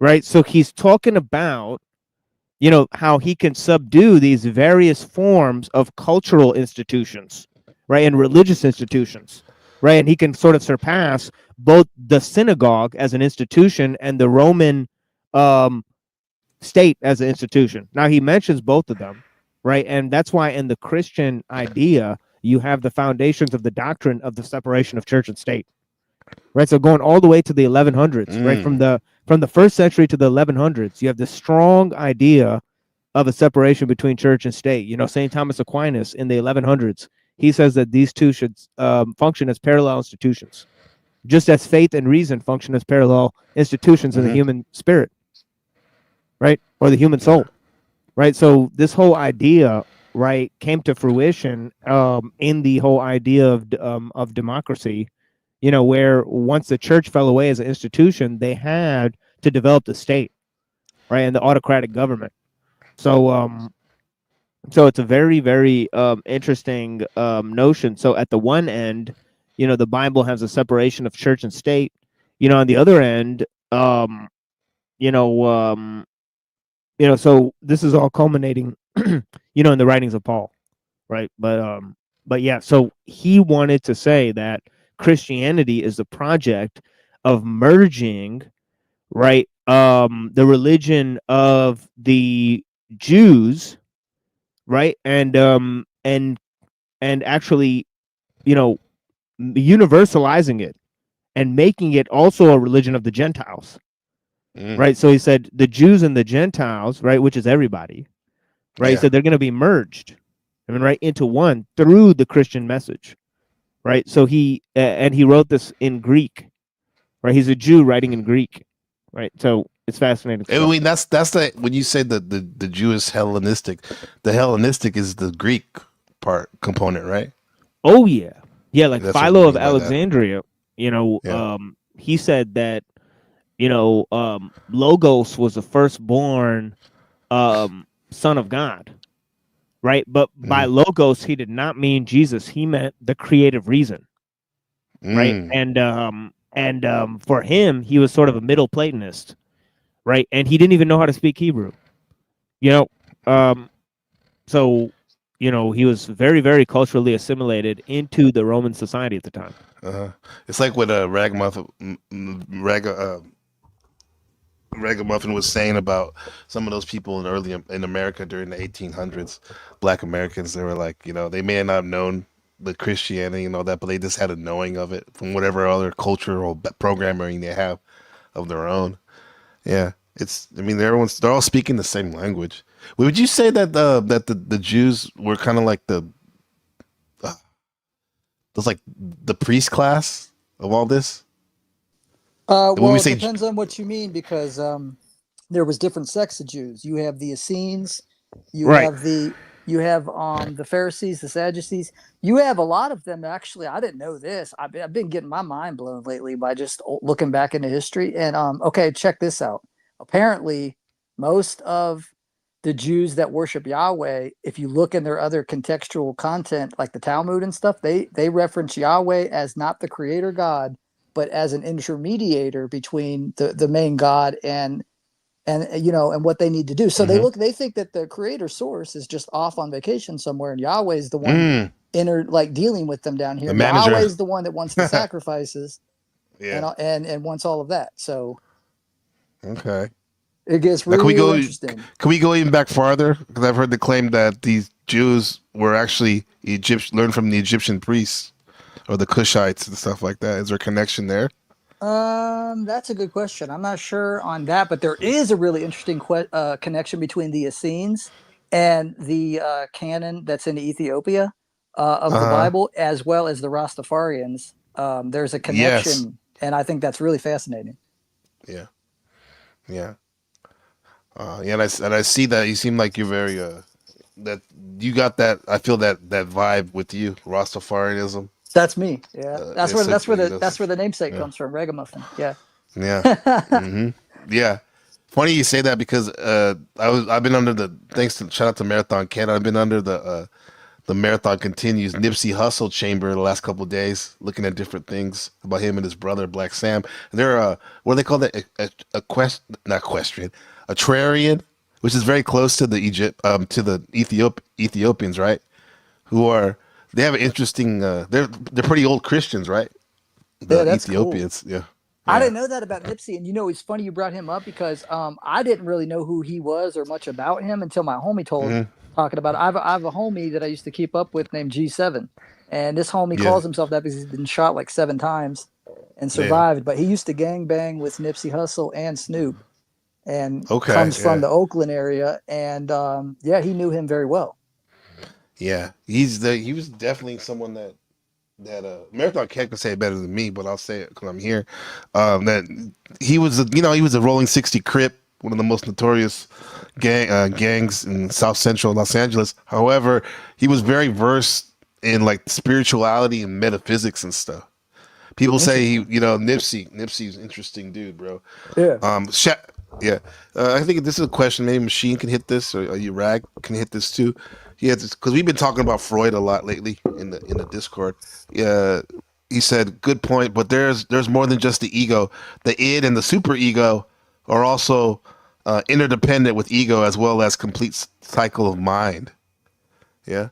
What do you think about those terms? The id and the super ego, all that? Yeah, I mean, if you look at the Nag Hammadi, the library in the Gnostic text, right?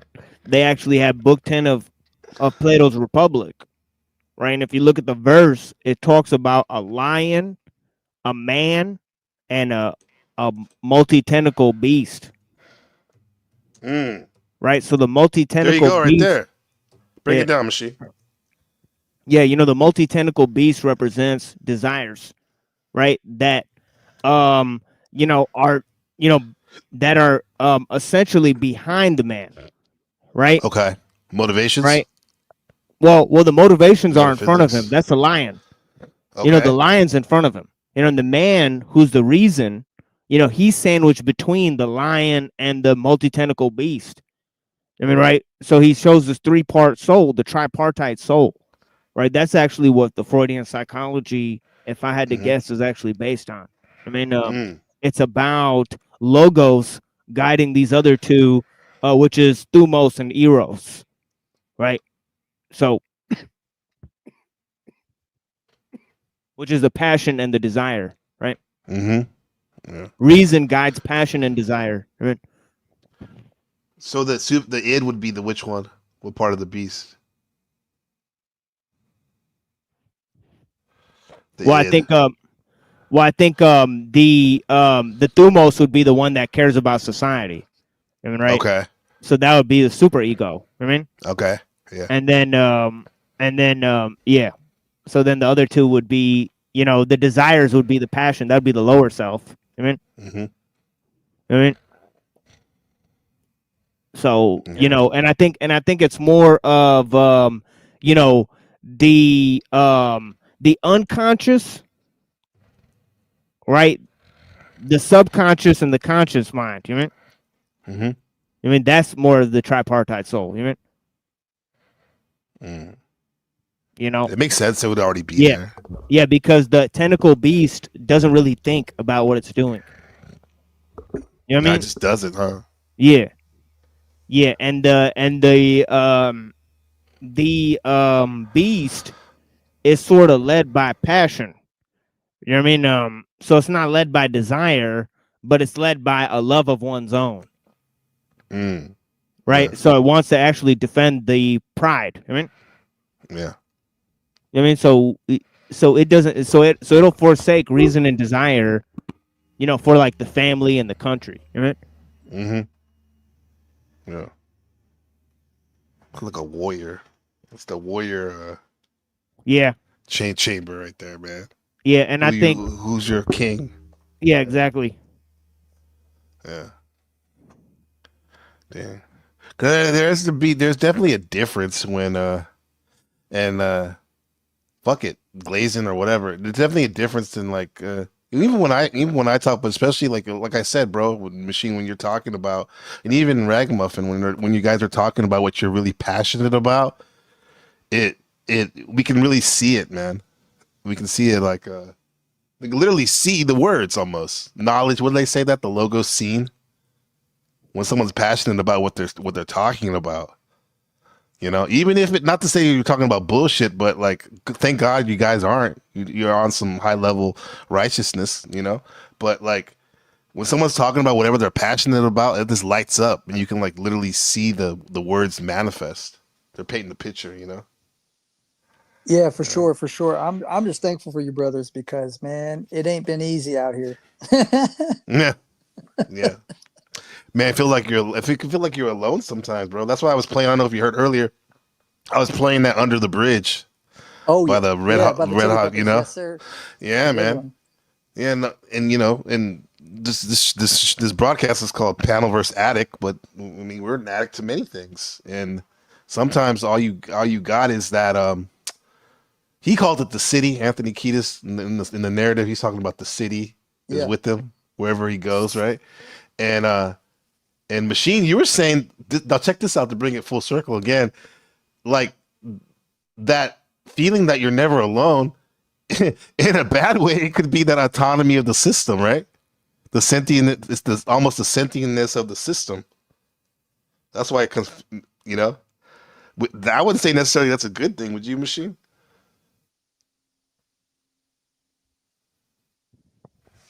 I mean,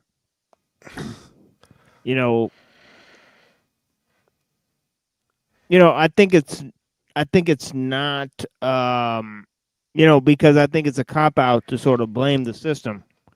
Yeah. I mean, yeah, but well, it's not blame it, but it is what it is, though. Huh? Yeah, it is what it is. Yeah.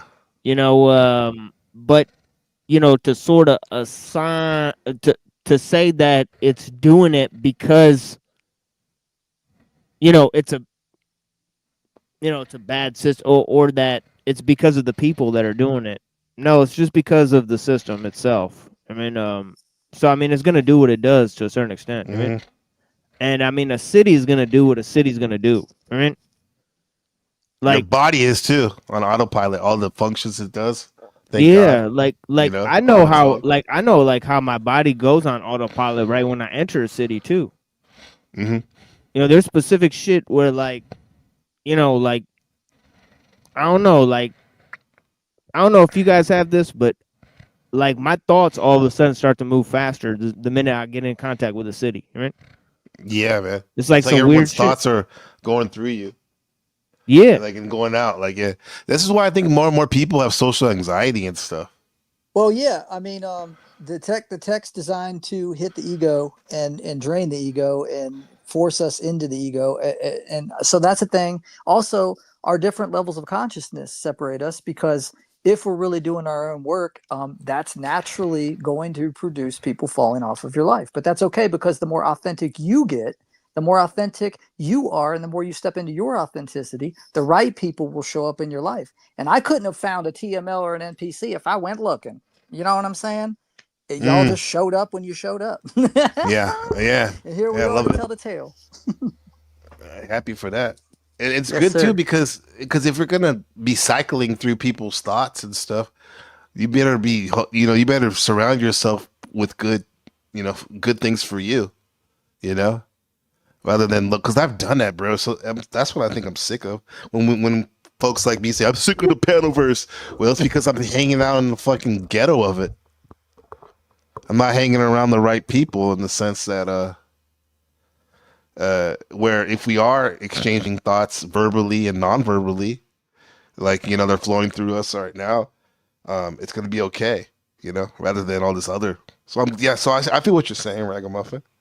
I'm happy it all makes sense while we're hanging together right now.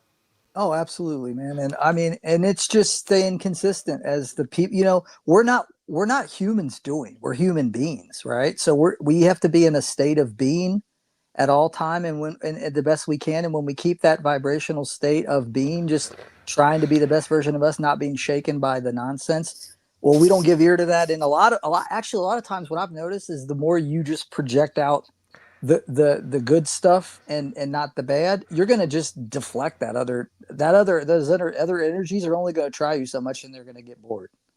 You know what I'm saying? And they're just going to be like, well, I can't mess with him. So They have no place to land.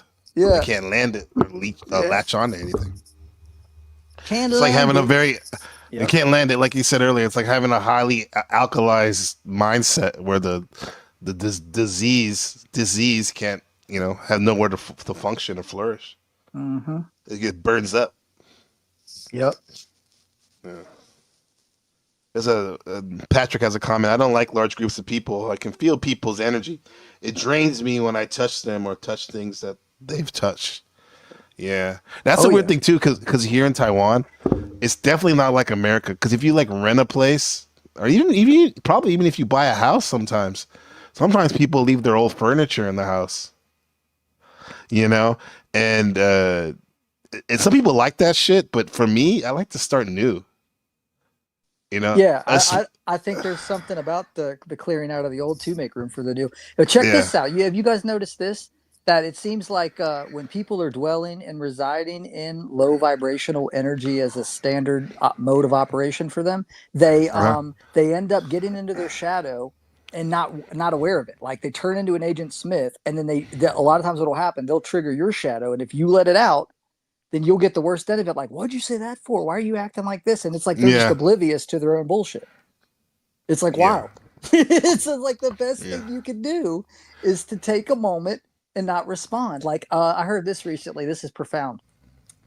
Anger is the mask of fear, and silence is the mask of enlightenment. That's profound. Yeah, that's very profound. Yeah. Yeah.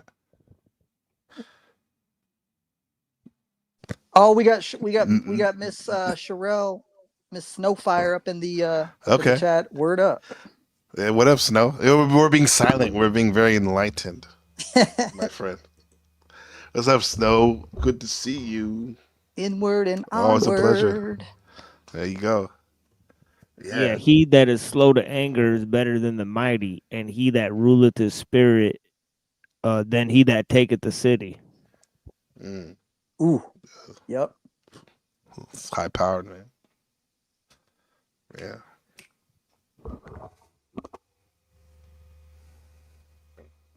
Well, one of these days, I think I'm gonna actually get the privilege, the pleasure, and the honor of getting to chill with Mr. TML in the in-person on the real, whenever that takes place. Hopefully, sometime soon.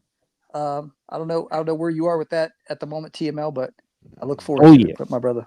I yeah. look Like forward to it. in a month, In maybe about a 4 month. 4. Okay. We should meet up on 4/4. Oh yeah. Yep. That's what it Mm. is. Yeah. What's the significance on the 4/4? It's a lot of shit. We can't really get into Okay. it here, but yeah, there's a lot of shit. Yeah. Okay. Fofo. Oh, I'm gonna do a thing on Friday if y'all want to possibly join. I'll get back to you both about it. But it's 2 p.m. Eastern Jamaican time. But there's a friend of mine calls himself Aya Faya. If you look his YouTube channel up, it's IYAH, I think FYAH. Aya Faya. I'll link him in a minute. Anyways, he's a very profound gentleman from the UK that lives over in Jamaica, and he's friends with all these different reggae artists and such. And his work right now is he cold presses castor oil. He also has like some businesses that he runs, and then he's involved in like health and wellness, but a lot of like spiritual teaching. And he's kind of Okay. like a guru of mine, but he is just, oh my God. One of his big things he talks about is the sun that's within inside of you, the SUN that's within inside of you, and of the brightness of it. And he's been going ham on some stuff like that recently, but he's doing a thing. He's doing a webinar, live webinar, interactive webinar off of Google Meet this Friday, 2 p.m. So I'm gonna get the deets and find out if it's for people that are already like up on his radar, or if I got to check my email and look at the deets again. But yeah. Oh yeah, definitely. Share that. Yeah, for sure. With here and also in the Discord, because I want to be part of that.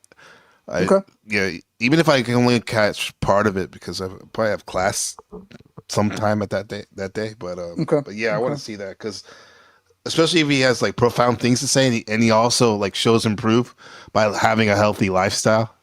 That's dope. Yeah.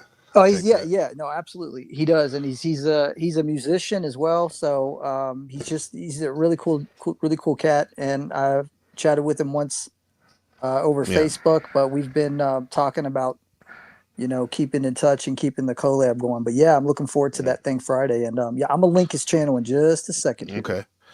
Let me make you a mod too. Oh, thank you, sir. Hey, no problem. Are you in Jamaica right now? No, I wish.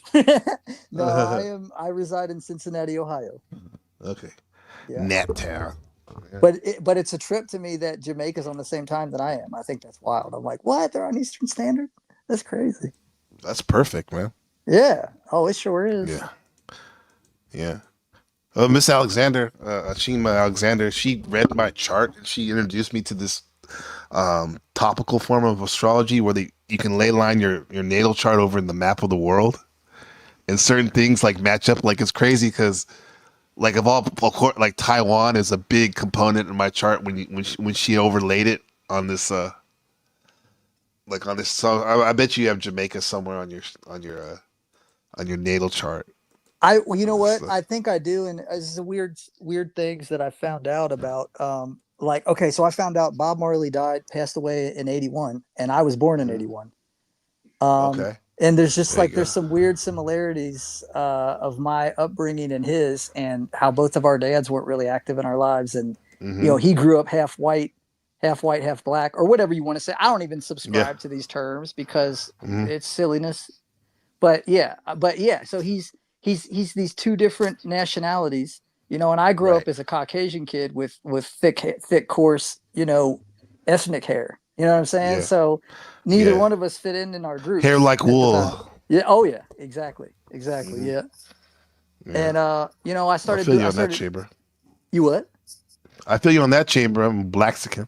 I love it.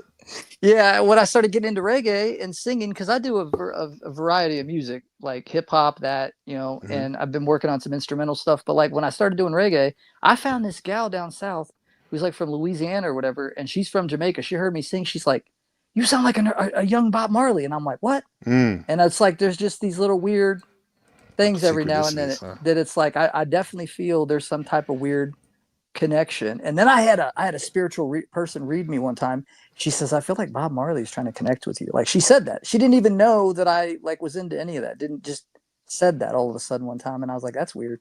It's like, so I don't know, man. I don't know. They can see it off you. There's a vibe with it. There's a vibe. And you know what? I used to search and scour back in the day to find the artist that just did it all for me. What, you know, and I used to be in punk rock and rolls all over the place. And I used to move around in this counterculture movements. And man, praise God that I got out of punk rock before 2020, because I'd have been going ape shit on these people for the inconsistencies. You want to fight the system, but you're going to do all this? What? Oh my God, bro. Hypocritical. Yeah. So I came out of that, and that's when I started really developing this. Well, a little bit before that, I started getting into reggae, but it really hit me. And so did conscious hip hop. And I never really got to experience those growing up because I didn't have anyone around me that was into it. And I come to find out I got this inner soulful man that's been needing to come out on the scene. And you know, it all happens when it happens. So it was there the whole time, huh?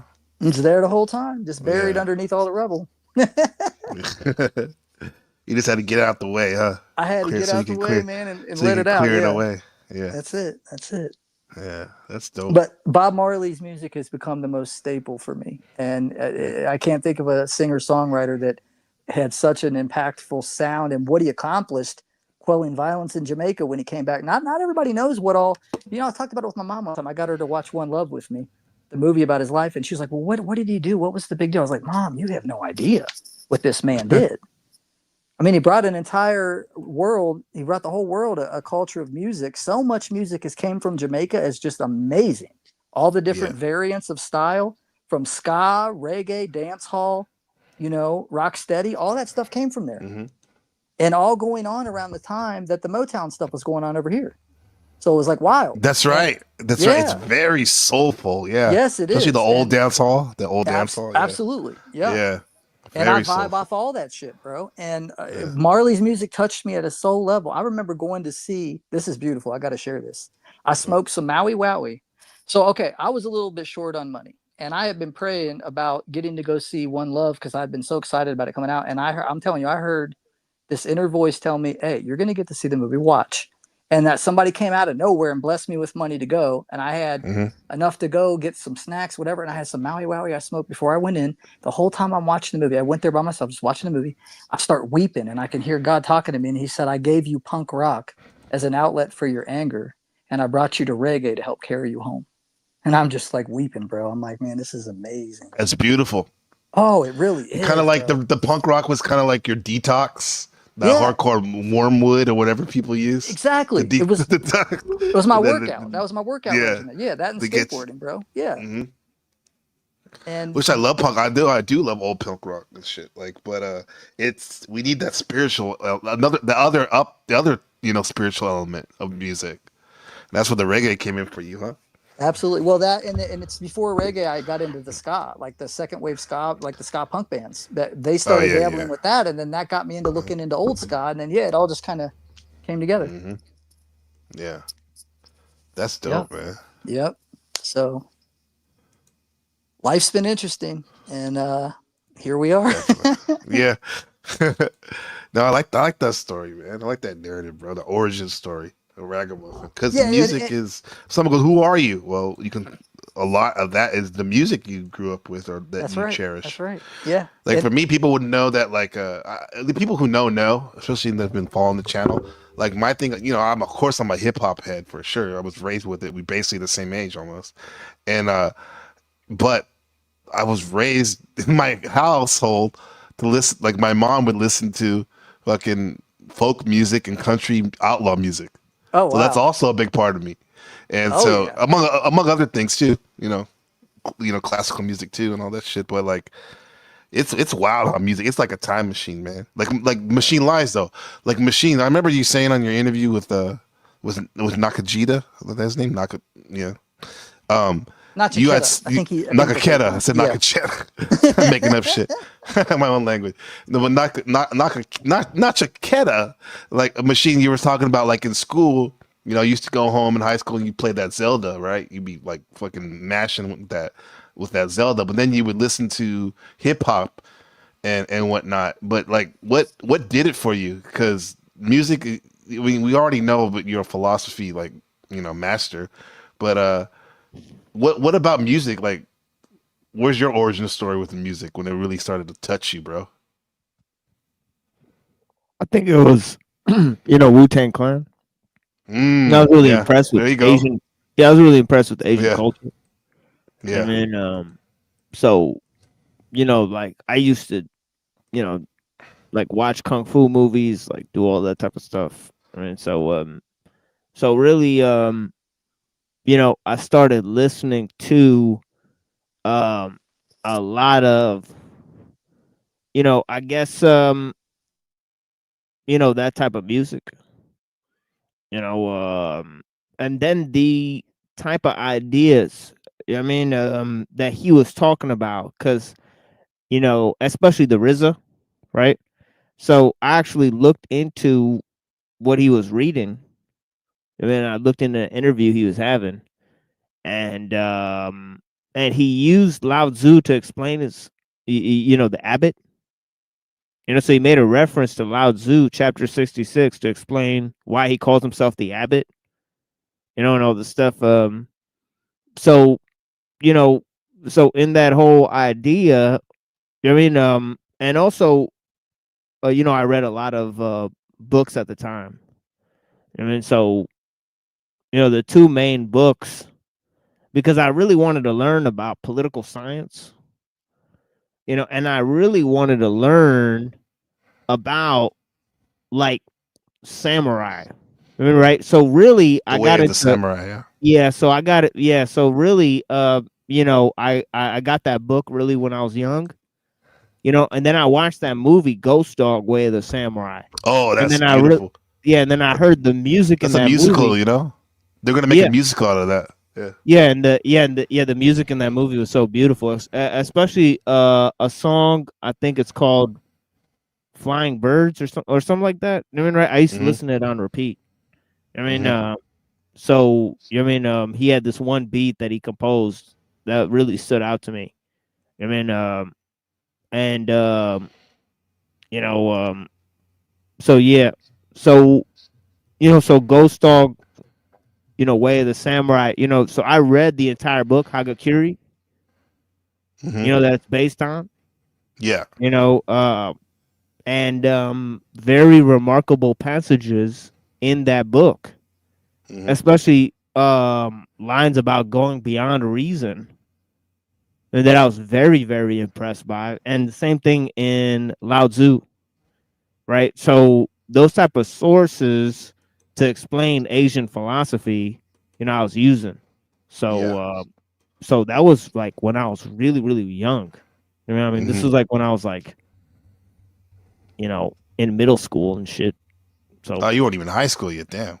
yeah. Yeah, I found Wu-Tang when I was in high school. I thought it was a bunch of Italian guys talking when they're in the interludes, and then I started listening to once I got over the beat, I started listening to the lyrics, and like you said, I was raised on kung fu movies too. That's probably why I'm here in the Shaolin over here now. Like, the programming got me over here, but then the 5% Nation too of the Jizza, that got me. And Raekwon and even Ghostface, like, I was like, what are they talking about? They're calling each other God and Son. Yeah, I I've call my looked brother into it. Son because, I call Oh my yeah, brother Son. I've looked into a lot of I've looked into obviously, Clarence 13X, Right. WD Farad, and also Noble Drew Ali. Right. So I actually looked into the origins of all three of those thinkers, and Mhm. yeah, fascinating thinkers in their own right. Part of Yeah. the African diaspora or whatever, and the idea was that you could use like Islam against like colonialism or whatever. Exactly. It's just fucking amazing. Yeah, mind blowing Remember we're stuff. talking about Farad. Remember we talked about like how did people say he was from Pakistan originally? Yeah.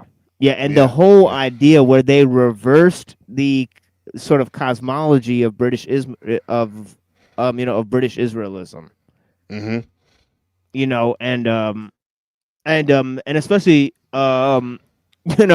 especially Noble Drew Ali, who studied Rosicrucian text, like to Mm-hmm. D.I. Grant.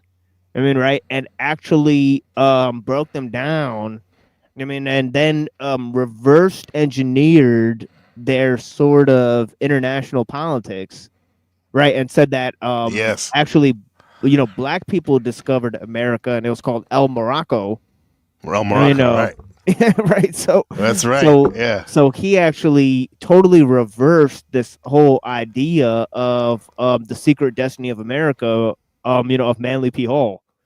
I mean, Mhm. and I think he did this on purpose. He was actually a genius in many ways. I mean, and he actually taught black people this shit. So yeah, he was a fascinating guy. He wore a Yeah. turban. It was probably murdered by some of his followers, possibly Yeah. W.D. Farrell himself. I mean, right? So Yeah. very, Right. very strange. Right. And his book's still out there, like the Circle 7 Quran. That's Yeah. some high powered stuff, Yeah, and then And W.D. which- Farrell, he was influenced by Ahmadiyya Islam. That's right, Ahmadiyya Islam. There you go. Yeah. And speaking of music, bro, like in the last year, I've been listening to I don't know, they're not they're not weddings or anything, but this Pakistani music, like where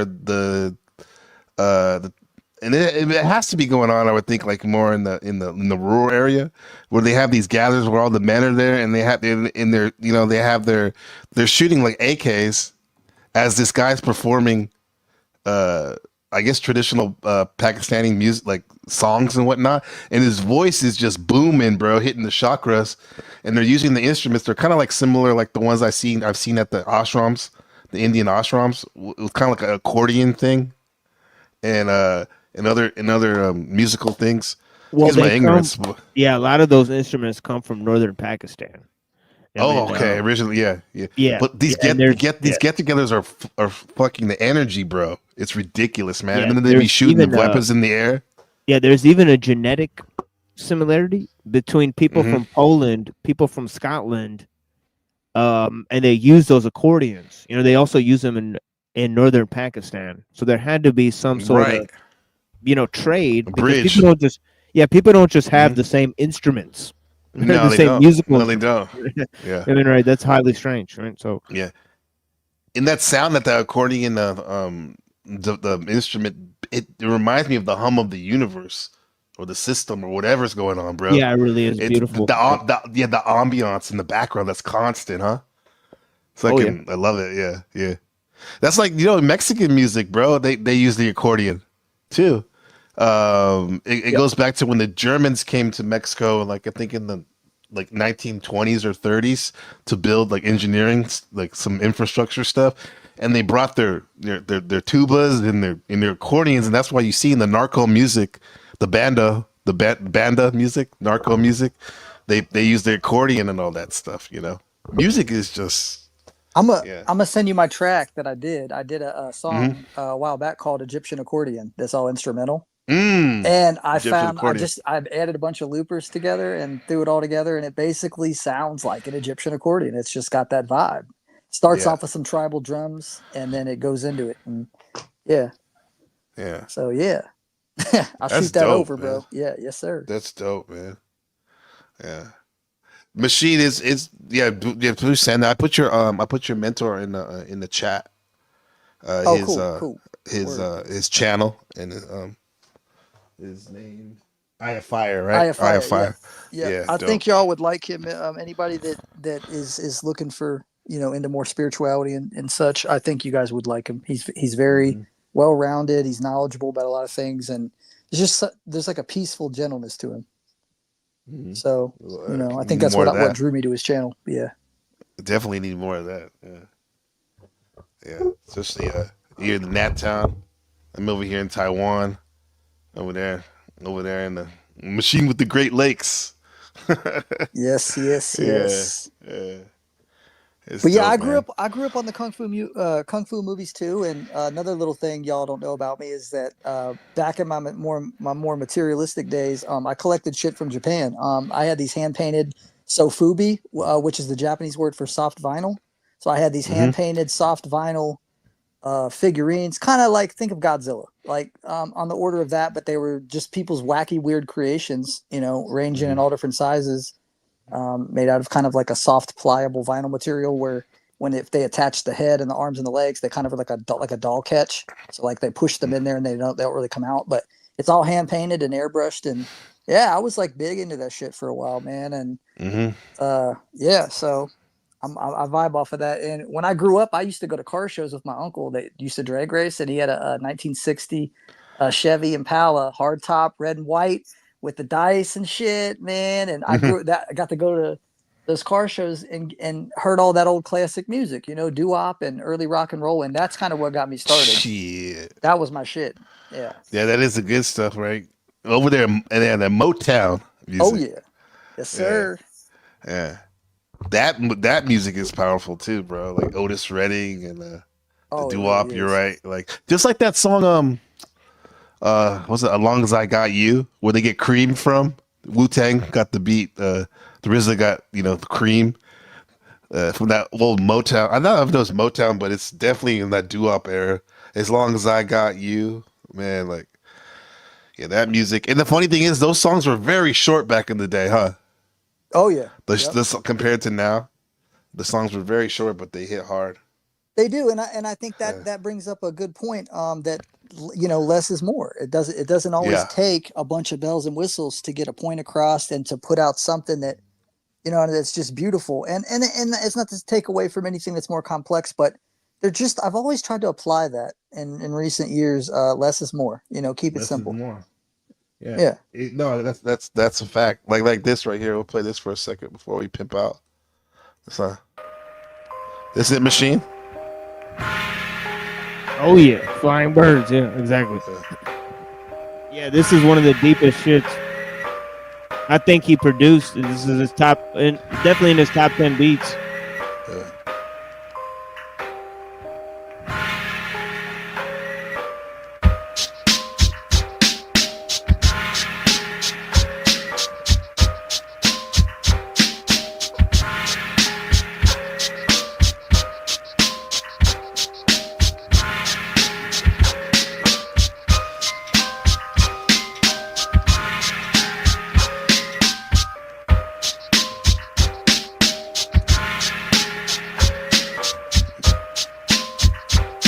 Yeah, the whole movie was like this surreal. It's like a dream almost, huh? Yeah. Yeah. Jim Jarmusch.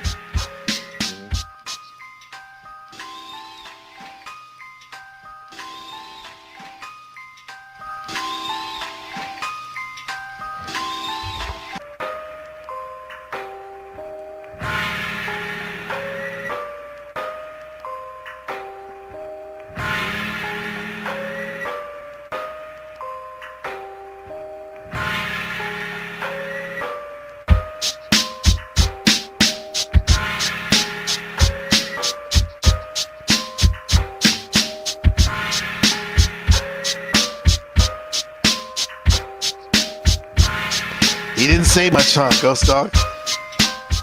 He was a man of few words, huh? Oh yeah. Yeah. Yeah, and this whole I just listen to this on repeat while I'm studying. And there's extended versions of this, right? Yeah, I saw it for an hour. Yeah. Oh yeah. The birds on I it. play that shit all the time. Where I just play that shit for an hour. Yeah. I just read some shit. Right? Mm-hmm. Hey, that movie, it's kind of like, I don't know what came out first, The Professional or Ghost Dog, but it's kind of like the response to that or something. You know what I mean? The whole like assassin with the little girl type shit. Yeah. I think we got this one. Wow. Of course, they played the Jay-Z right after that. There you go. Oh, he's playing it. Oh, you're the best, man. Yeah. This is Ragamuffin Vision. There we go. Yeah, I got one for you guys too. I like it. Oh shit. There you go. He's killing it. Yeah. Yo, we raising the vibration up, and you know that we can't give up. We got the real kids up in the house. We shot the house out. Yeah. I don't know if I could ever throw vocals really up on this. I never really tried, but there's parts of it that's kind of like, yeah. Let's hear the Bob Marley version. feeling it. I don't know if we could throw that over something like this. I mean, more of like that reggae vibe. But... No, you're okay. I'm getting a reggae vibe with it.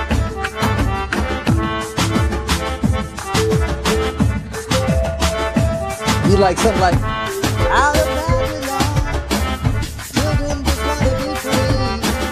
There you go. Out of Babylon, holding on to freedom you see. Raising up a new vibration, giving positivity to the nations. A new way of living life. Yeah. Hell yeah. Heaven yeah.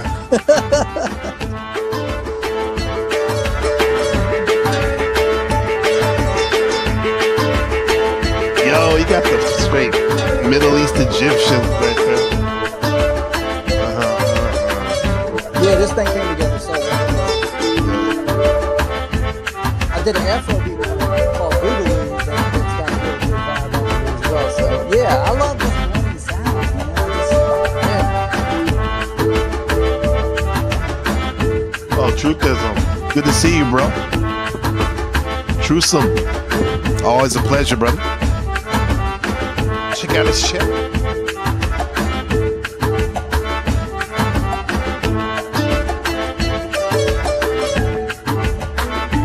That machine. Yeah. Well, I'm gonna so since I'm working on new beats, I'm gonna have some good ass instrumental stuff for you and DNL to feel free to rock on your shows when you guys do the thing. Hey, absolutely, bro. Your boys got you, yeah. Hey, it's an honor, bro. Hey, it's an honor to me that you're looking Yeah. Especially if it's good, man. It'd be hard if it wasn't good. I'd be like, yeah, man. Nah, this is good though. I love it. I think Machine got some new shades and shit, stunner shades.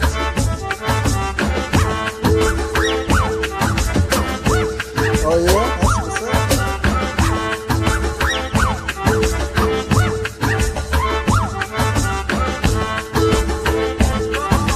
Comment from Patrick. TML gets hyphy game. I think he was supposed to be going out west with us. Yeah, going dumb.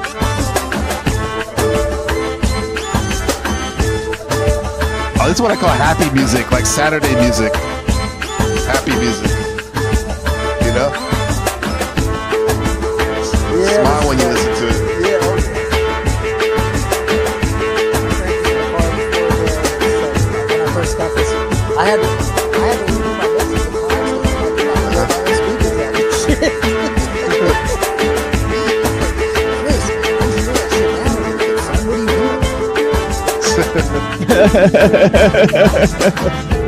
He's Good got a job. job by.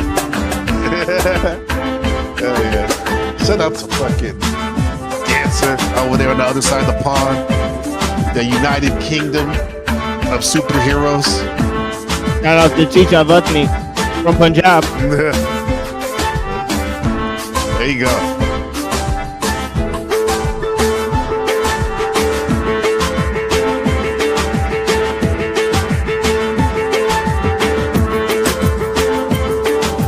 You gotta do the little machine. Let's see how he does this. Shit, right?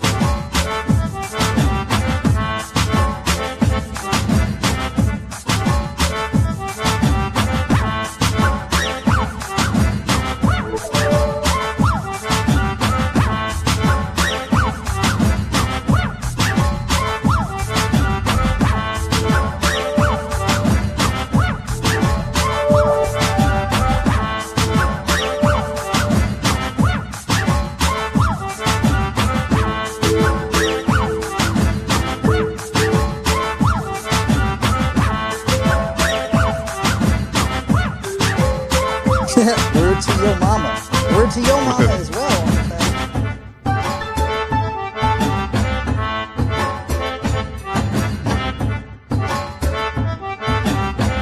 Oh shit! This is so weird because we were talking about accordions. Yeah, Yeah. I'm telling you, dog. Oh, this shit's curvy. that's that's why I sent it to you, because you guys brought that up, and I was like, well, I just Oh, heard a okay. song recently called that. Yeah, I knew there had to be a reason. I was like, this can't just be happening. Right? Yeah. This is a weird. I was like, it's a weird coincidence, yo. Oh, it's playing again. Wait, what happened? PC got it looping again or something. Oh, there you go.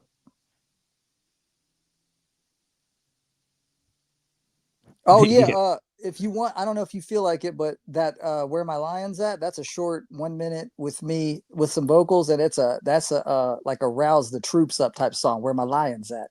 Oh, I think shit. y'all would. I think y'all be into that. That gets to the heart of the truth too. That's a banger. But yeah, yeah.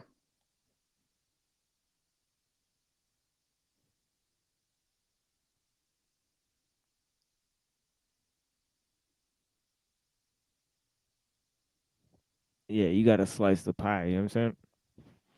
Oh yes. Oh yes. In multiple quadrants. Multiple sections, Yeah. intersectionality. Right? Indeed, indeed. 5 slices. NPC, you there, bro? I think he stepped away. He's probably I'm taking here. I'm here. He's I'm here. chilling, yeah. Yeah. I got you. I got this. Oh yeah, Christic on the microphone. Oh, where my lions at?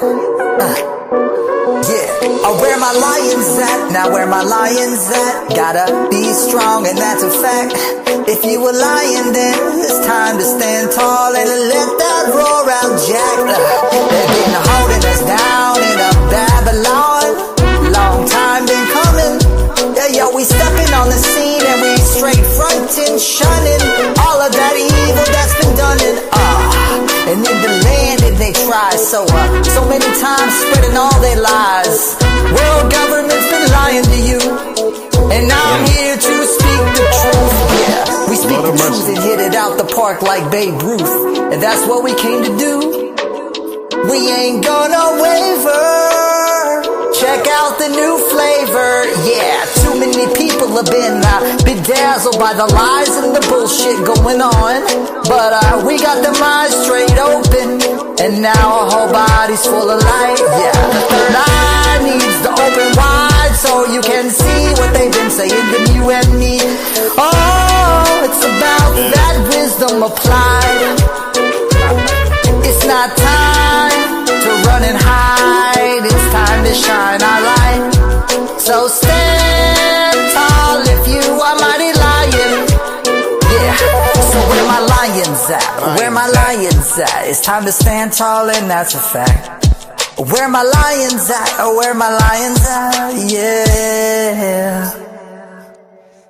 Hell yeah, bro. Excellent. Oh Excellent. yeah. Christic on the microphone. Oh yeah. That's my shit. thought And I didn't even write that down. Just so y'all know, when I do this is The like I'm like freestyle? Lil Wayne. That's all freestyle. It's all feeling the flow Okay. state, feeling the music, and then it just comes out. Yeah. Yeah. That was And great, man. I didn't know till recent that Lil Wayne did shit like that. I was like, oh shit, he does it too. Okay, Mm-hmm. that's what's up. Straight from source. Yes. It's the only thing I can like. It's just when I first started, realizing I could do that, I was like, wait, what is this? Like, I didn't, because everybody kept telling me you need to write your lyrics down, and I would be like, nah, I don't feel like doing that. Where my lions Yeah, definitely. Yeah, I threw some shit in the back for Wednesday. It's for Wednesday, but yeah. Oh, for Wednesday? Okay. Yeah. You give us a little sample, huh?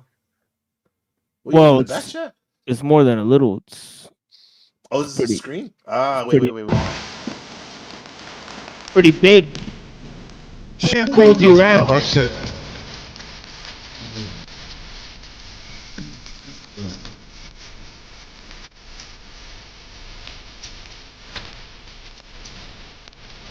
You mix that in the machine?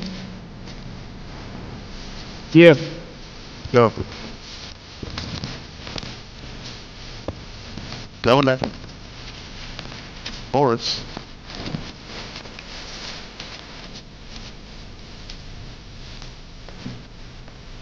Yo, what is that? Saturn?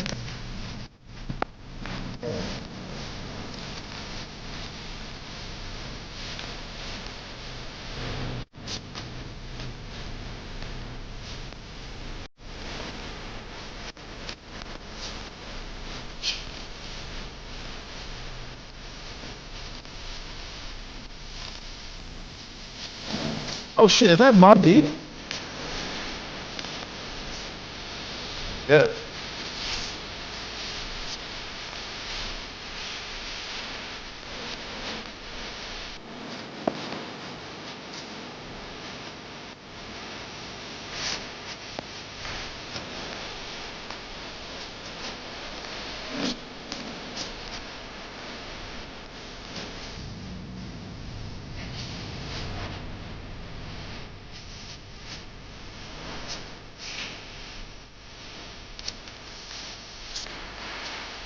Yeah, this is fire. That's fire.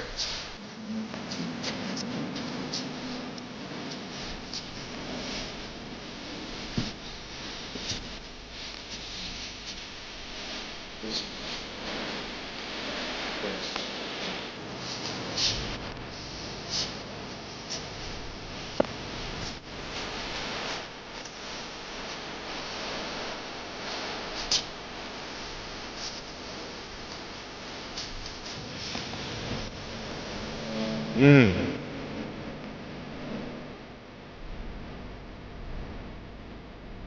Beats cerebral.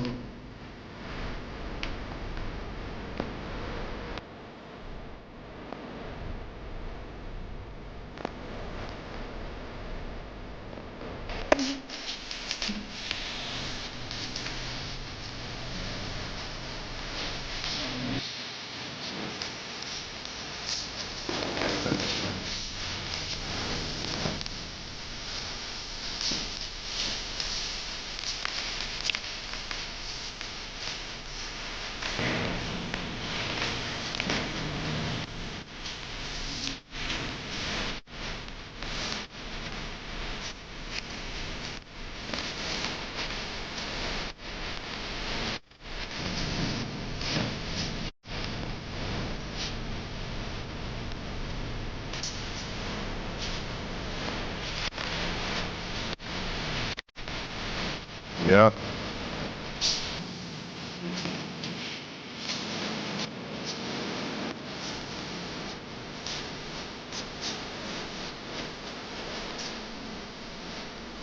He ain't fucking around. Fuck. No.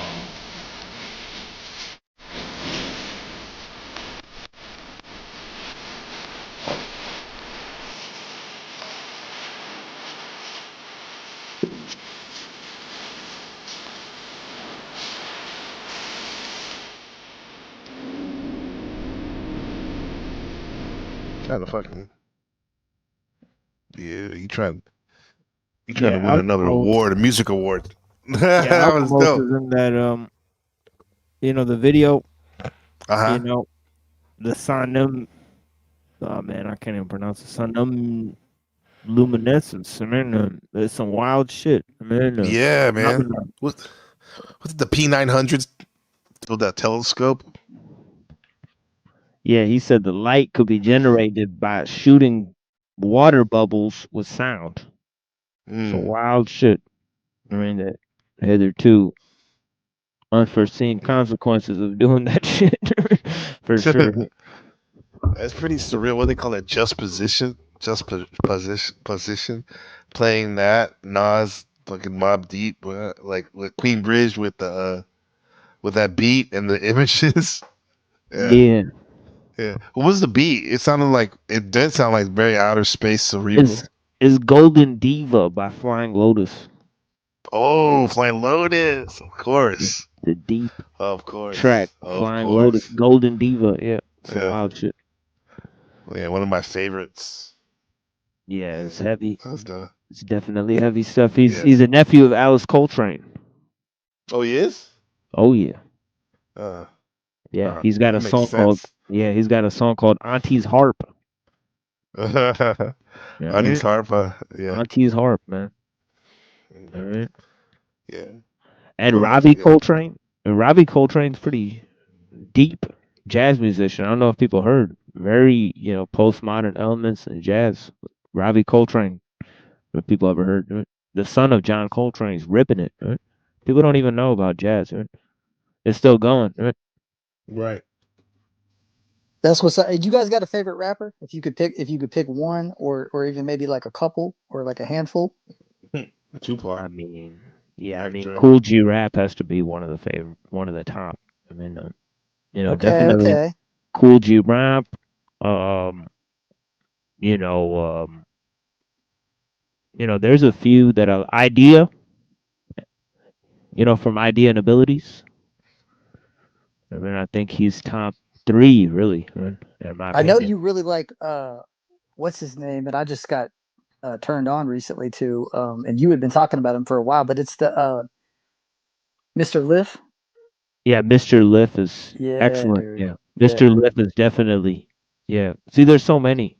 Mr. Liff, it's one of the tightest ones of all time. I I got mean, one that's my top tier that just nobody has the vocal silence. And so far, that just the way that this brother's consciousness works. But Mr. Charlie Tuna from Jurassic 5, oh yeah, that's a Chi-Town. great one, dude. Yes, That's a sir. Yes, great one. sir. Dude. You ever hear that Linkin Park remix on Reanimation No, I have with not. Charlie Tune on it? Oh my No, I god, bet that's dude. We dope. can't even play it here to get strike, but I'm gonna send it to you Oh on shit. Discord. This shit's Yeah. So That's all good. wild, dude. Yeah, it's just wild, dude. Khalid Kweli, I like him a lot from But yeah, he's NYC. great. Yeah, and then I don't know if you two know. I know TML. I know you know this guy. I don't know if you know him, MPC. But Brother Ali. Brother Ali is Oh yeah, fantastic. Brother Ali is excellent rapper. Yeah. Oh Hey, my god! And yeah, remember Machine? Remember we had him on the show. you Yeah, got I The him thought other he on was one, on the already? show. the other Yeah, there's brother a Ali. different guy named Brother Ali on the show. Yeah. Oh, okay, okay. I was like, oh, Yeah. that's a trip, dude. I wish we could connect Nah, some of that nah, up here. yeah. Oh my I know. I God, know that that'd be that some one. wild shit. Yo, I actually had him. Actually looked him up. I mean, Mhm. talking, and he's like talking about Terrence McKenna and stuff. It'd be a You trip, gotta and get him on. he actually has a show. So yeah, Yeah, it'd he be does. Oh He wild does. to shit. get him. It'd be wild to get him on. I mean, he has like a talk show. So yeah, dude, it'd be fucking crazy. We should actually try to reach out to him and try to get him Let's on. do it. Let's speak the Wild truth, shit, dude. gentlemen. What's Honestly, possible is K possible. Reno, I really want to talk to K Reno. That's one of the top. Oh, there I you go. mean, cats Oh, right and now.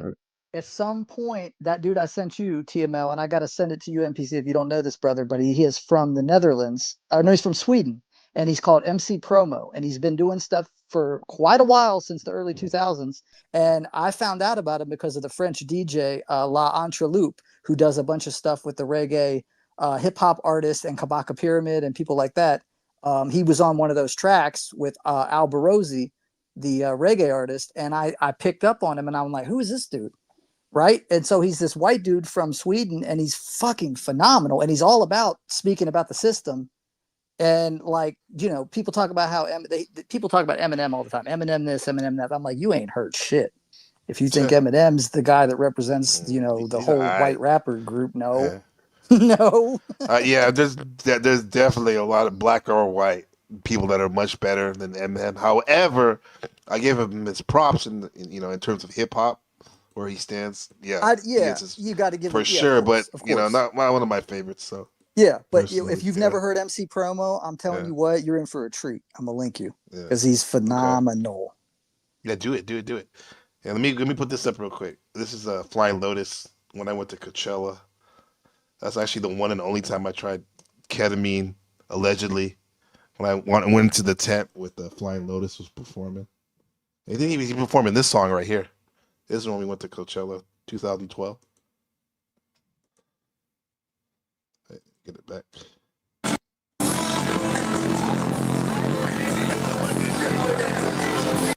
The song's called Zodiac Shit. It's pretty good. I'm Adult Swim. Yeah, I love that song. It's a great Yeah. song. Yeah. It's Coachella right there. We went. You can see him performing. He was drinking Jack Jameson and tried out the bottle.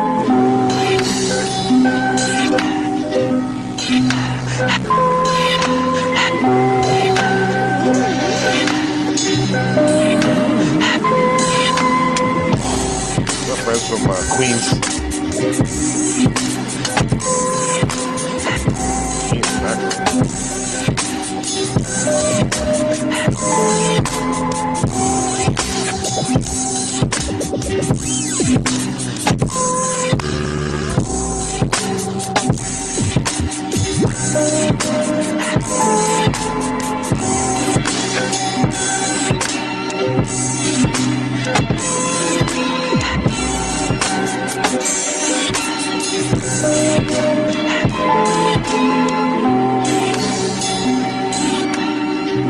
Jeff Academy.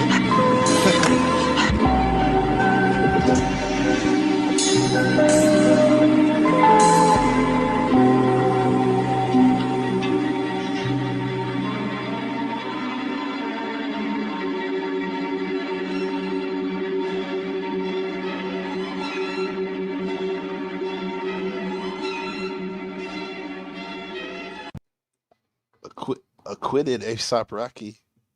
Yeah. Yeah, man. That was dope. Yeah, that was a fun. That was a fun year. They had. That's when Kendrick made his debut in The Weeknd. Oh wow. Yeah, Radiohead. That's one of the greatest albums ever recorded, in my opinion. I mean, the one with Flying Lotus. Yeah, Cosmogramma. Yeah. Incredible album. Incredible album. I've listened to it over 100 times. Right? Yeah. Damn. And some of the videos too. That one. The one was Erykah Badu in the beginning. You know, loving life as love and laughter. Yeah, that that's one where until the quiet comes. Ooh, that song is it's eerie as hell, bro. I love that song. That's on some other shit. Yeah, that's on some other weird shit. That video was on some other weird ass shit. Yeah, because his soul was leaving him. Huh? He's going to the Bardos. Yeah, he's going to the Bardos. Yeah, driving that was away like in in a hearse. Yeah, this right. is trippy as fuck, dude. Yeah, in Nickerson Gardens, Compton. This life is wild, bro. That's why, like, man, like Machine, you're definitely. I mean, you're a young brother. Hopefully, you can learn some good things from me. But I definitely learned some stuff from you, bro. And like this is like, you know, it is like friendship, brother shit in the sense that I may have not been, you know, like when you see your friend or you know, like really passionate about something. Sometimes in order to build with them, you want to learn about it, bro. Even though I knew about philosophy, Machine definitely inspired me to, you know, to reconnect with my love of philosophy, you know. And then also, like I said, like I've been on this Pakistan thing too. You know what I mean? Like amazing history and whatnot, and what's going on now is wild, bro. But oh yeah, you just on should many go levels, look bro. up. Yeah, there's a museum that has you know, this Buddha statue. You know what I mean? Yeah, Shadow was telling me about this. Yeah, then they blow it up or something. The Taliban? No, I don't think so. Oh, that's not something different. Okay. Yeah, but yeah, the Taliban the Taliban's put in there, right? Essentially to fight the Northern Alliance, right? So they're essentially a controlled opposition group against, you know, Islamists, right? Who are not part of any religious sect, but these Taliban, they're basically foreign agents. Wow. I mean, yeah. So the Taliban are brought in there. You know what I mean? To fight the Russians. I mean, so this is Brzezinski. Brzezinski had the plan from the Trilateral Commission.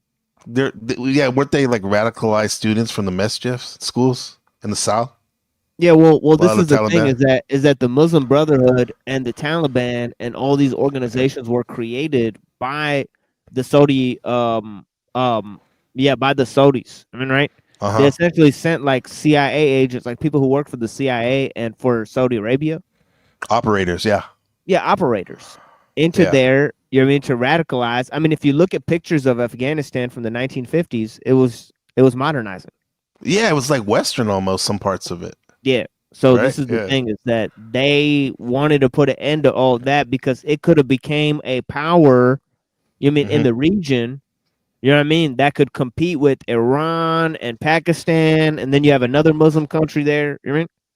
So they had to basically break it apart from the inside. I mean, they do the same thing in Thailand. I mean, in a bunch of different countries. Myanmar, yeah. I mean, even in Saudi Arabia themselves, they install people that are not from that country in power in that country. I mean, so this is just a thing. And then they do shit like they sexually traffic the population, and they do, they use the people for war, proxy wars, and they do all sorts of shit. I mean, right? So yeah, that stuff about the boys was crazy, bro. That stream when I watched that documentary. Yeah, these people are brought in from the blind eye to that. See, these people are brought in from the outside. I mean, see, this is the thing.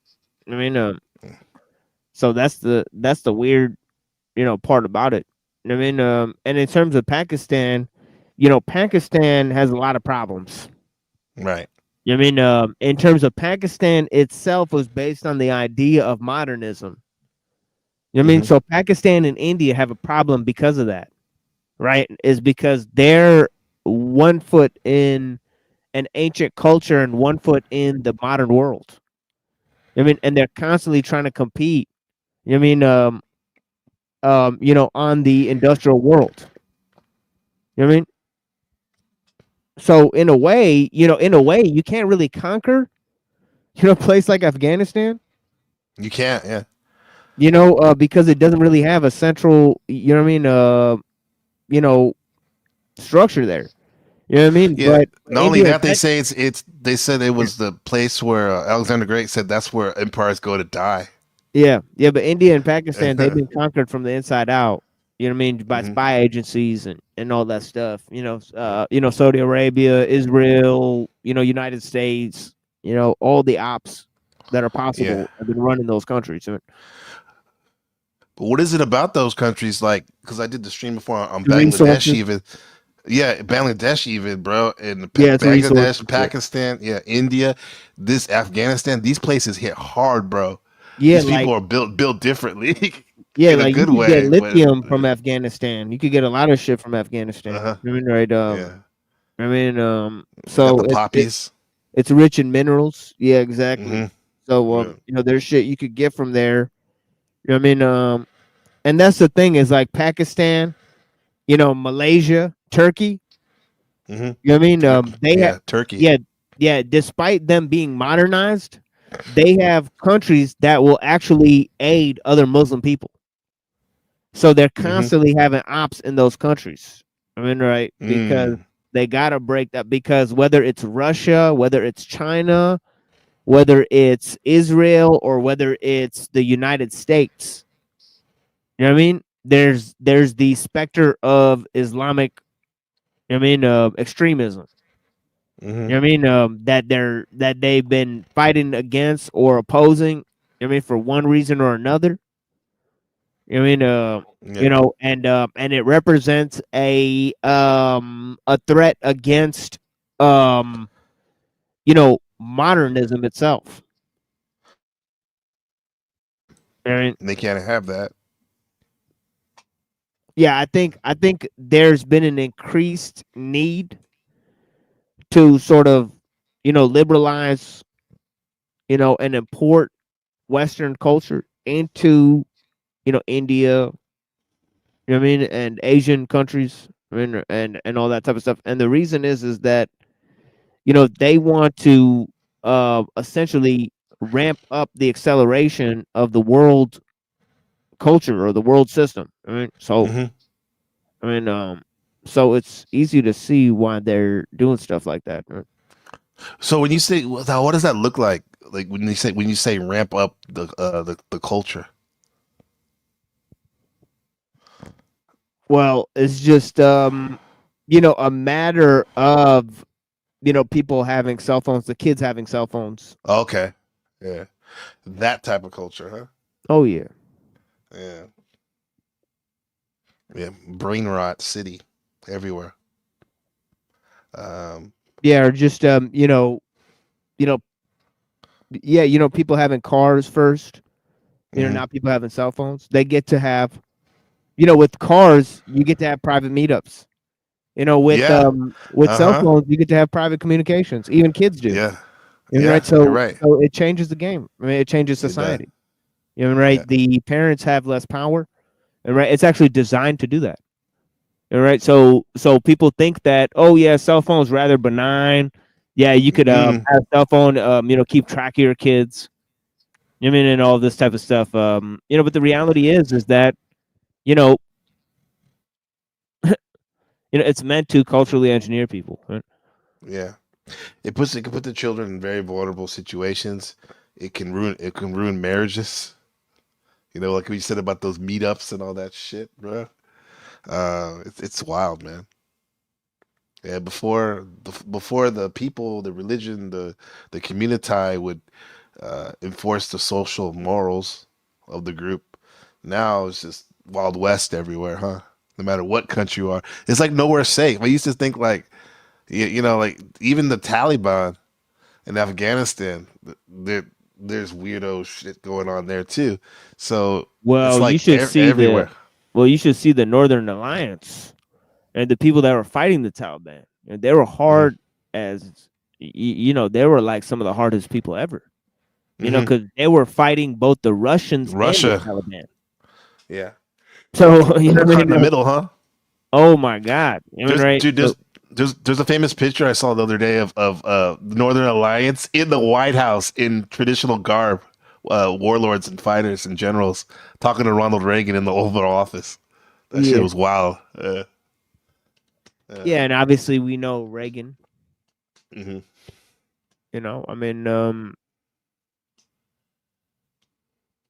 What is there to say? Yeah. How does that work though with the Northern Alliance? They just went underground. No, those people that were supporters of them. I'm sure some of them were killed. Well, they wiped them out. Yeah, they're underground. Yeah. They're still fighting the Taliban. They have outposts and stuff. But yeah, the people in the country, there's still people in the country that oppose the Taliban today. Yeah. It is what it is. Why does Pakistan gave a place for them at one point during the insurgency, the last 20 years? Then a lot of them moved, the Taliban, before they took over again in 2022. A lot of them went to Pakistan. Well, see, this is the thing: is that the Pakistani government was taken over. Yeah, there's a coup against the leader, by the military. And the military was very, very, linked in with all of these, foreign powers and governments. So, there's a CIA operation, right, to get rid of the prime minister. Is that Khan? Khan, the cricket player? Wasn't he the prime minister for a minute, or he still is, or something? No, that's not what I'm talking about. That guy's a plant. Something else. Yeah, that guy's he seems married, like it. Yeah, that guy's like married to the Rothschild, in England. He seems like a white dude. Yeah. Yeah, he's like married to the Goldsmith. Jemima Goldsmith. That was his wife. He's married to a Jewish lady in England. Yeah, exactly. He's like married to a Jewish lady in England. Then he comes and takes. Yeah, that guy's Jemima. Tia Bell got the jokes. Yeah, that guy's that guy's a fucking that guy's a plant. I'm looking at that up. Jemima Goldsmith. No, I'm talking about Zulfikar, Bhutto. He was killed, and then the prime minister, Ziaul Haq, he took power. He was a military leader. They did a coup on him. He created, like implementation of all of these foreign agencies. Into Pakistan. He actually had Wahhabi squads come and take over the country. Right? So that he could, yeah, and he absorbed a lot of the, definitely, the what do you call it? Refugees. Over there in Pakistan, huh? Yeah. So it was so he brought in a kind of a different brand. Shit, that fucks up with the locals that are already there, bro. They already were dealing with crazy shit as it is. Then you get all these refugees, coming over there from the war. Yeah, and then just recently, that's wild. They killed lots of people. Not only in the recent war, against Afghanistan. So obviously a lot of Pakistani people caught up in the proxy war of that, but also they got killed in drone strikes. I mean, thousands of drone strikes. I mean, in Pakistan. Thank you, Obama. Yeah. So you know what I mean. So yeah, you know what I mean. There's lots of illegal shit that goes on in Pakistan. Obviously, I mean, a lot of spy operations. I mean, there's a lot of illegal arms sales. I mean, there's lots of crazy stuff going on there all the time. Drug trade, illegal drug trades. What do you, TML, what do you know about the Dancing Boys? I watched a documentary one time. I don't even remember where I watched this at. And thankfully it didn't show any, that's like, real great Yeah, that's what I'm talking That's what I was trying to show. I tried to show my last stream, but they didn't let me show it. That's what I'm talking about is that this is a modern thing. Oh, yeah. Oh, wow. Yeah, you know what I mean? It's basically brought in with all these people. You know what I mean? And the Wahhabis and stuff, they have sex slaves. I mean, real time. I mean, they have real time sex slaves. Actually, one of the Saudi princes got caught in the elevator. You know what I mean? Like abusing this dude like he was a fucking animal, and then he like murdered him in the hotel room. Whoa. And you know what I mean? So they get all sorts of extrajudicial killings. They're having drinking alcohol with The Rock, Dwayne Johnson. I mean, and that's a no-no. He's like posting it on Twitter. This was a real thing that happened, is that he was drinking with the Saudi prince, and he posted it on Twitter, and he got in trouble for doing that because he wasn't supposed to be supposed to show that the guy's drinking. Right. We knew they do that shit. They drink, they go to the club, they do whatever they want. I mean, they're not Muslim. It's the point I'm trying to make. I mean, these people don't practice Islam. Like I just they bow to each other. Yeah, they like bow to the. We're not supposed. You're only supposed to bow to Allah. Like I'm gonna have to go, and I'm in a little bit because I gotta go pray, read Quran, wake up, fast all day. And these people don't do any of that shit. They don't do that shit. Yeah. They don't do that shit. They don't have the discipline for it. I mean, right? They're steady committing sins, eating pork, drinking alcohol. Well, they need to do it. That's the whole point of why they need to do it, to remind them. Yeah, meeting up with mistresses. Yeah, they have male and female sex slaves. They have sex slaves that are female children. They have sex slaves that are little boys. Real time shit that they abuse. That's what I found, bro. Like in that even though they brought it back over to Pakistan and Afghanistan, but that there has been a subset of the culture of Afghanistan that practice that. I forgot what it's called. That they take the little boys, and they have accounts from like hundreds of years ago. Yeah. I mean, look at America and Israel. You know how much sexual it's everywhere goes on here. It's everywhere, yeah. No, I mean, all you have to do is read the book Pedophycracy. I mean, and you see that there's actual kids describing people in black robes doing sex rituals, actually filming snuff videos, kids filming snuff videos with other kids, and the police hiding the evidence. And the police hiding the evidence. This is in the fucking United States. So I mean, this is happening in the United States. And absolutely, yeah. So I mean, I think that pedophile catching is like a cover up, like like these pedophile catcher, YouTube shit. Well, that's just like low level shit. Well, you know how many people have gone to Israel to get to escape charges? I mean, crazy amounts. Yeah, they take them in the wing. Yeah, look up how much sexual trafficking is going on in Israel. I mean, it's some wild stuff, and you'll see that. There's a lot of shit that's going on in terms of and that's the thing, is like kids that describe people that are performing these rituals, and they're not going to be lying about it. I mean, they have no idea of this type of stuff. I mean, right? So that's what I'm talking about. Is that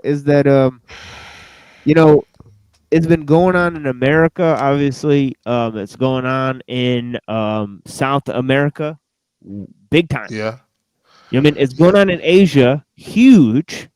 Philippines, yeah. Even here, probably Taiwan, even. Yeah. But my thing is, the reason why Rag said something, and the reason, and not to like fucking like shit on Pakistan or Afghanistan, but it was just crazy in this particular documentary to see something that's happening all over the place, but it was just spoken of by the children and also the predators so matter of factly. Yeah. And the police weren't doing shit about it, and they were blaming on the fact that they need to, securities keeping the people safe from Yeah, terrorism.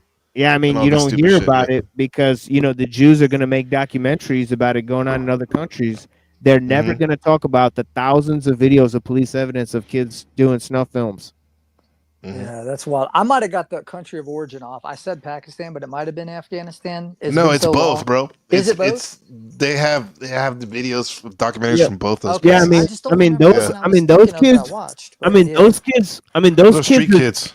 Yeah, I mean those kids that talk about it. I mean, they might be a little scarred. I mean, they might have had a few awkward moments, but that's nothing like these kids that literally perform snuff rituals, and I'm talking about little girls.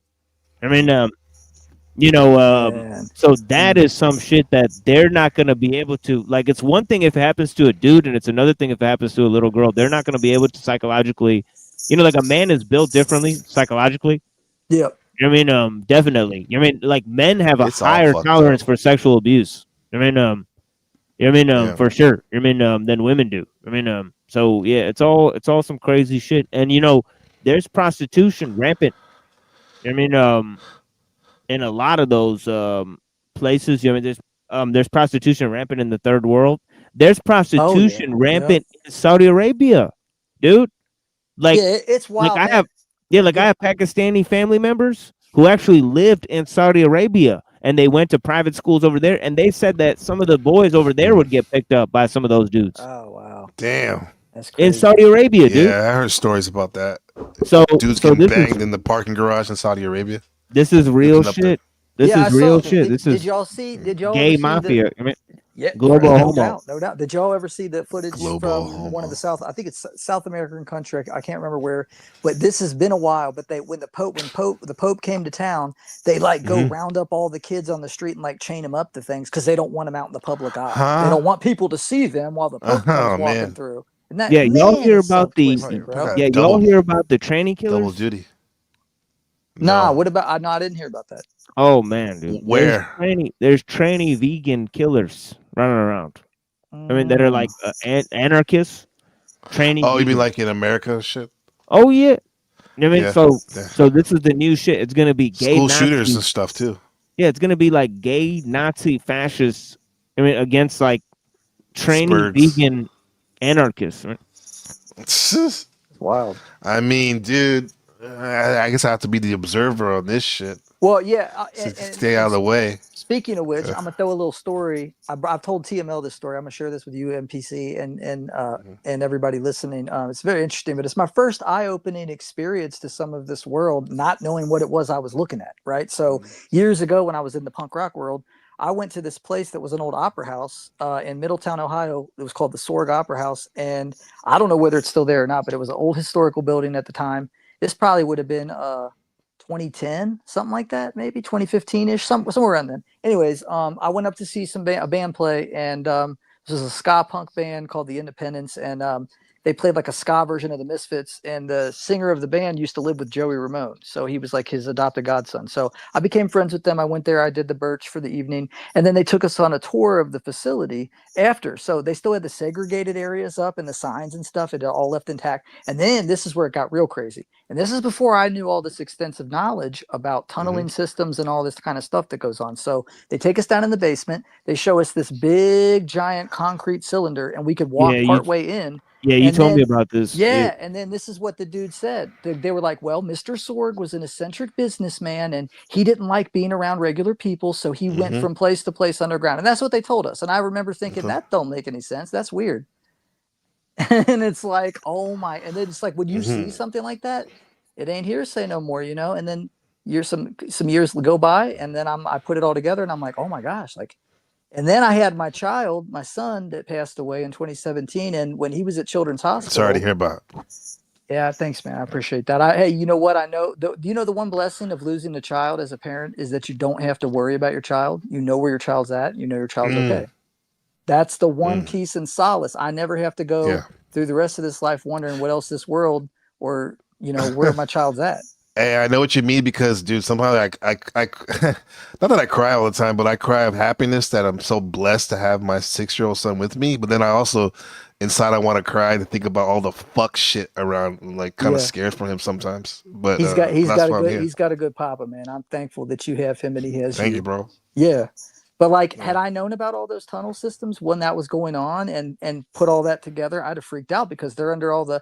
I got on Discord one day back in the day. This older lady came on, was going ham on some shit. She was like the truther grandma. She's like, you know about the red shoes the Pope has? Let me tell you about the red shoes. And then she starts telling me Damn. about tunneling systems under all the children's hospitals all over Ohio. And I'm like, what are you talking about? And I just, oh my gosh, Yo, that's dirty, bro. bro, They're I trafficking know. those children, huh? Yeah. Just Damn. it's like an entire world on a world. It's like what Yeah. everybody thinks is going on up on the surface. There's another thing going on underneath that. Well, It's like, dude, that's what they say, the belly of the beast. Yeah, We're literally, you guys are showing information, like showing and proving. We literally living in the belly of the beast. You know, all this stuff going on underground and whatnot. You know, America wants to be all self-righteous and stuff, but man, I was guilty of that shit too, man. But in terms of being like, oh yeah, you know, this country's doing this and that, but fuck, man. Well, that's the thing is like, you know, more and more you got to realize that there's implications of a global system that's in play. I mean, and all of the top, political theorists have already talked about it for like 50 years. I mean, so they're very aware of the problem. I mean, right? But it just seemed like the normal person, who's sort of and obviously sort of nationalism and all of these types of things, and a strong traditional, understanding of cultural rights and, a strong religious background and strong family background and all these things are opposed to all these things. Right? So the fact is that the people who are well established and have all of these things in place, they don't worry about the greater problem. They take it for granted that they live in a world, right, that doesn't get to experience these things directly. I mean, yeah. So if we strip all this shit down, because is there really something like metaphysically you guys think that's going on that the quote unquote so-called elites are trying to hide from us? I do. Yeah. Like, Good question. This lady broke something down last night that I found this lady's channel, and she's got 100 and something thousand followers. She's got a pretty good sized channel, but she's a fan of like Aaron Abke and some of these other teachers that I watch. And I started listening to her break some shit down. I was like, yeah, that makes a lot of sense. So her whole sum up of all of this is basically like Star Wars, and the elite are tapping what's really going on? Well, she thinks it's like Star Wars, like the elite are tapping into this energy source and they're wielding it for evil, but it's available to all of us too, but they hide the knowledge. And that's what Christ was trying to expose, that the mystery schools keep hiding it because they don't want everybody else having it. And so all this time they've been using it to amass wealth and weapons of mass destruction. So the reality is, and this is where your soul comes into question, is if you're wielding that for the wrong, right? And I myself never want to do that. I think there was a time back in the day starting to hear about the law of attraction and thinking, man, this or this. But then the more I start to walk with my creator and source, like I don't want to live in my ego and have selfish desires that come at the cost of somebody else. Like, well, I can have this, but this person has to suffer or do without. That's not cool. I don't like that.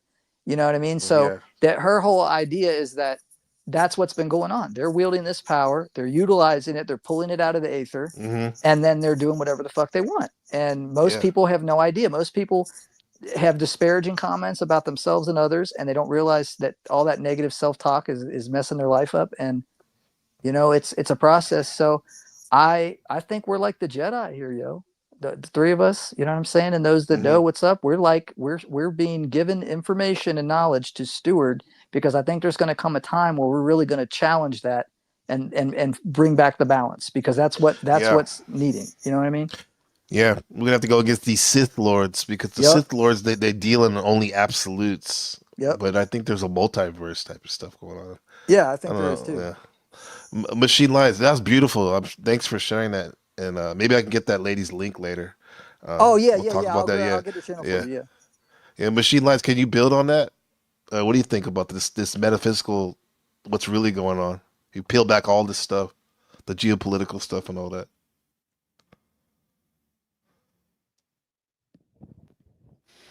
Well, I mean, I think that ultimately, the people that are at the very top, they're sort of guiding, um, change among each other that they can't really control at this point. Mm-hmm. Right. So I think a set of changes has been put into play where they're simply going with whatever the next step is going to come. Right. So I think their views are a logical consequence of the way the system operates, and where they're headed, they don't even know. All right, but Yeah. but they want to progress the system at all costs. So I think if you look at it that way, you can stop playing the blame game. You could analyze that the individual people that are, in the reins of power, they're symptoms of the disease. And that your essential capacity to deal with the changes within the system is going to come from you building trust with people that are around you. Yeah. So essentially, that's going to have to become fundamental, that people start to rely on each other, Mm-hmm. right? Because more and more people that are just simply being propelled by the changes within the system, and are looking forward to those changes, they're easy to spot. Mm-hmm. They're going to become easier and easier to spot. So I just, like I said, there's going to be people that are going to be turning into machines. And they're going to be indistinguishable from machines. And I actually said, quoted that on my show, a transhumanist reading it as positive. So, this is the scale of things, that there's actually people in this world that believe that that's a positive step. And that sort of elucidates the real nature of the problem. Yeah, it does. It does, especially with the with the Elon and the Neuralink, for example. That's like how many people like love what he's doing, and this is kind of like I'll have a quick look, like that's an example of that. When I'm sure, yeah, man, I was gonna just keep on observing and like looking out for the people who are part of the tribe, our tribe.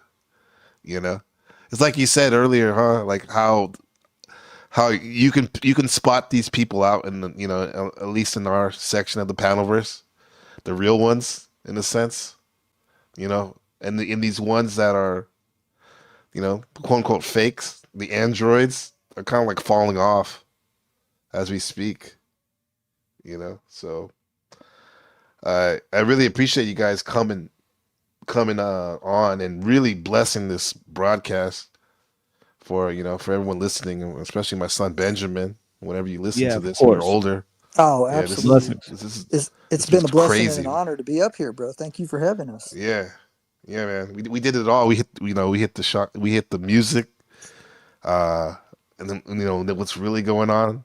We started light with the laughing about the TALCOTTIAN Star Wars bar. Shout out to Jack. We love you. But yeah, man, the way we just closed it, bro. I had nothing left to say, because both of y'all just put the fucking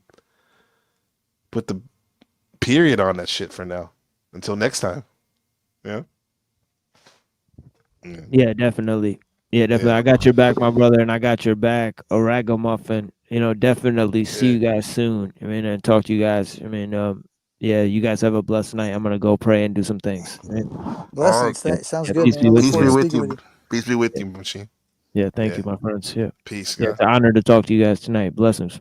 Yeah, blessings. Much love. Yo, the Panelverse addicts, man. This is it, man. Indeed, man. Indeed. Well, I dropped that link over there. I had to go back through my likes because I got a bad habit of after I watch shit, I take it, I delete it, and then it's like, what'd you do that for? Somebody might need that. Yeah, I just here he is. Here she is. Yeah, this is cool. Yeah, Come that stuff is really love profound. covered life person. Just her whole breakdown of her personification, her story, and I got a lot out of that. So yeah. So yeah, I'm gonna check that out definitely. Word, word, Yeah, word. that's why I just pop stuff in the Discord, and I appreciate you coming through the Discord too. Oh yeah, Yeah, absolutely, man. yeah, Yeah, I've just been in hermit mode for a bit, and I needed to get out of that, and I yeah. planned on coming through and coming around a little bit more, and I'm kind of in that mode right now. So yeah, It's that time with the season, right, brother? that's right. That's what it is. All right. I'll see you next. I'll see you soon, bro. Yes, sir. Yes, sir. I'll be Appreciate you, around. man. Much love. I appreciate you too. Okay, much love. Thanks, man. Yeah, and much love to everyone that stopped by, man. Shit, fucking the machine lies, ragamuffin vision. This is hardcore, bro. I come a long way, man. We come a long way. Look at even from this picture. This picture was when I was out my mind on the fucking real life Breaking Bad shit with my friend, my brother Jason, who's cleaned himself up.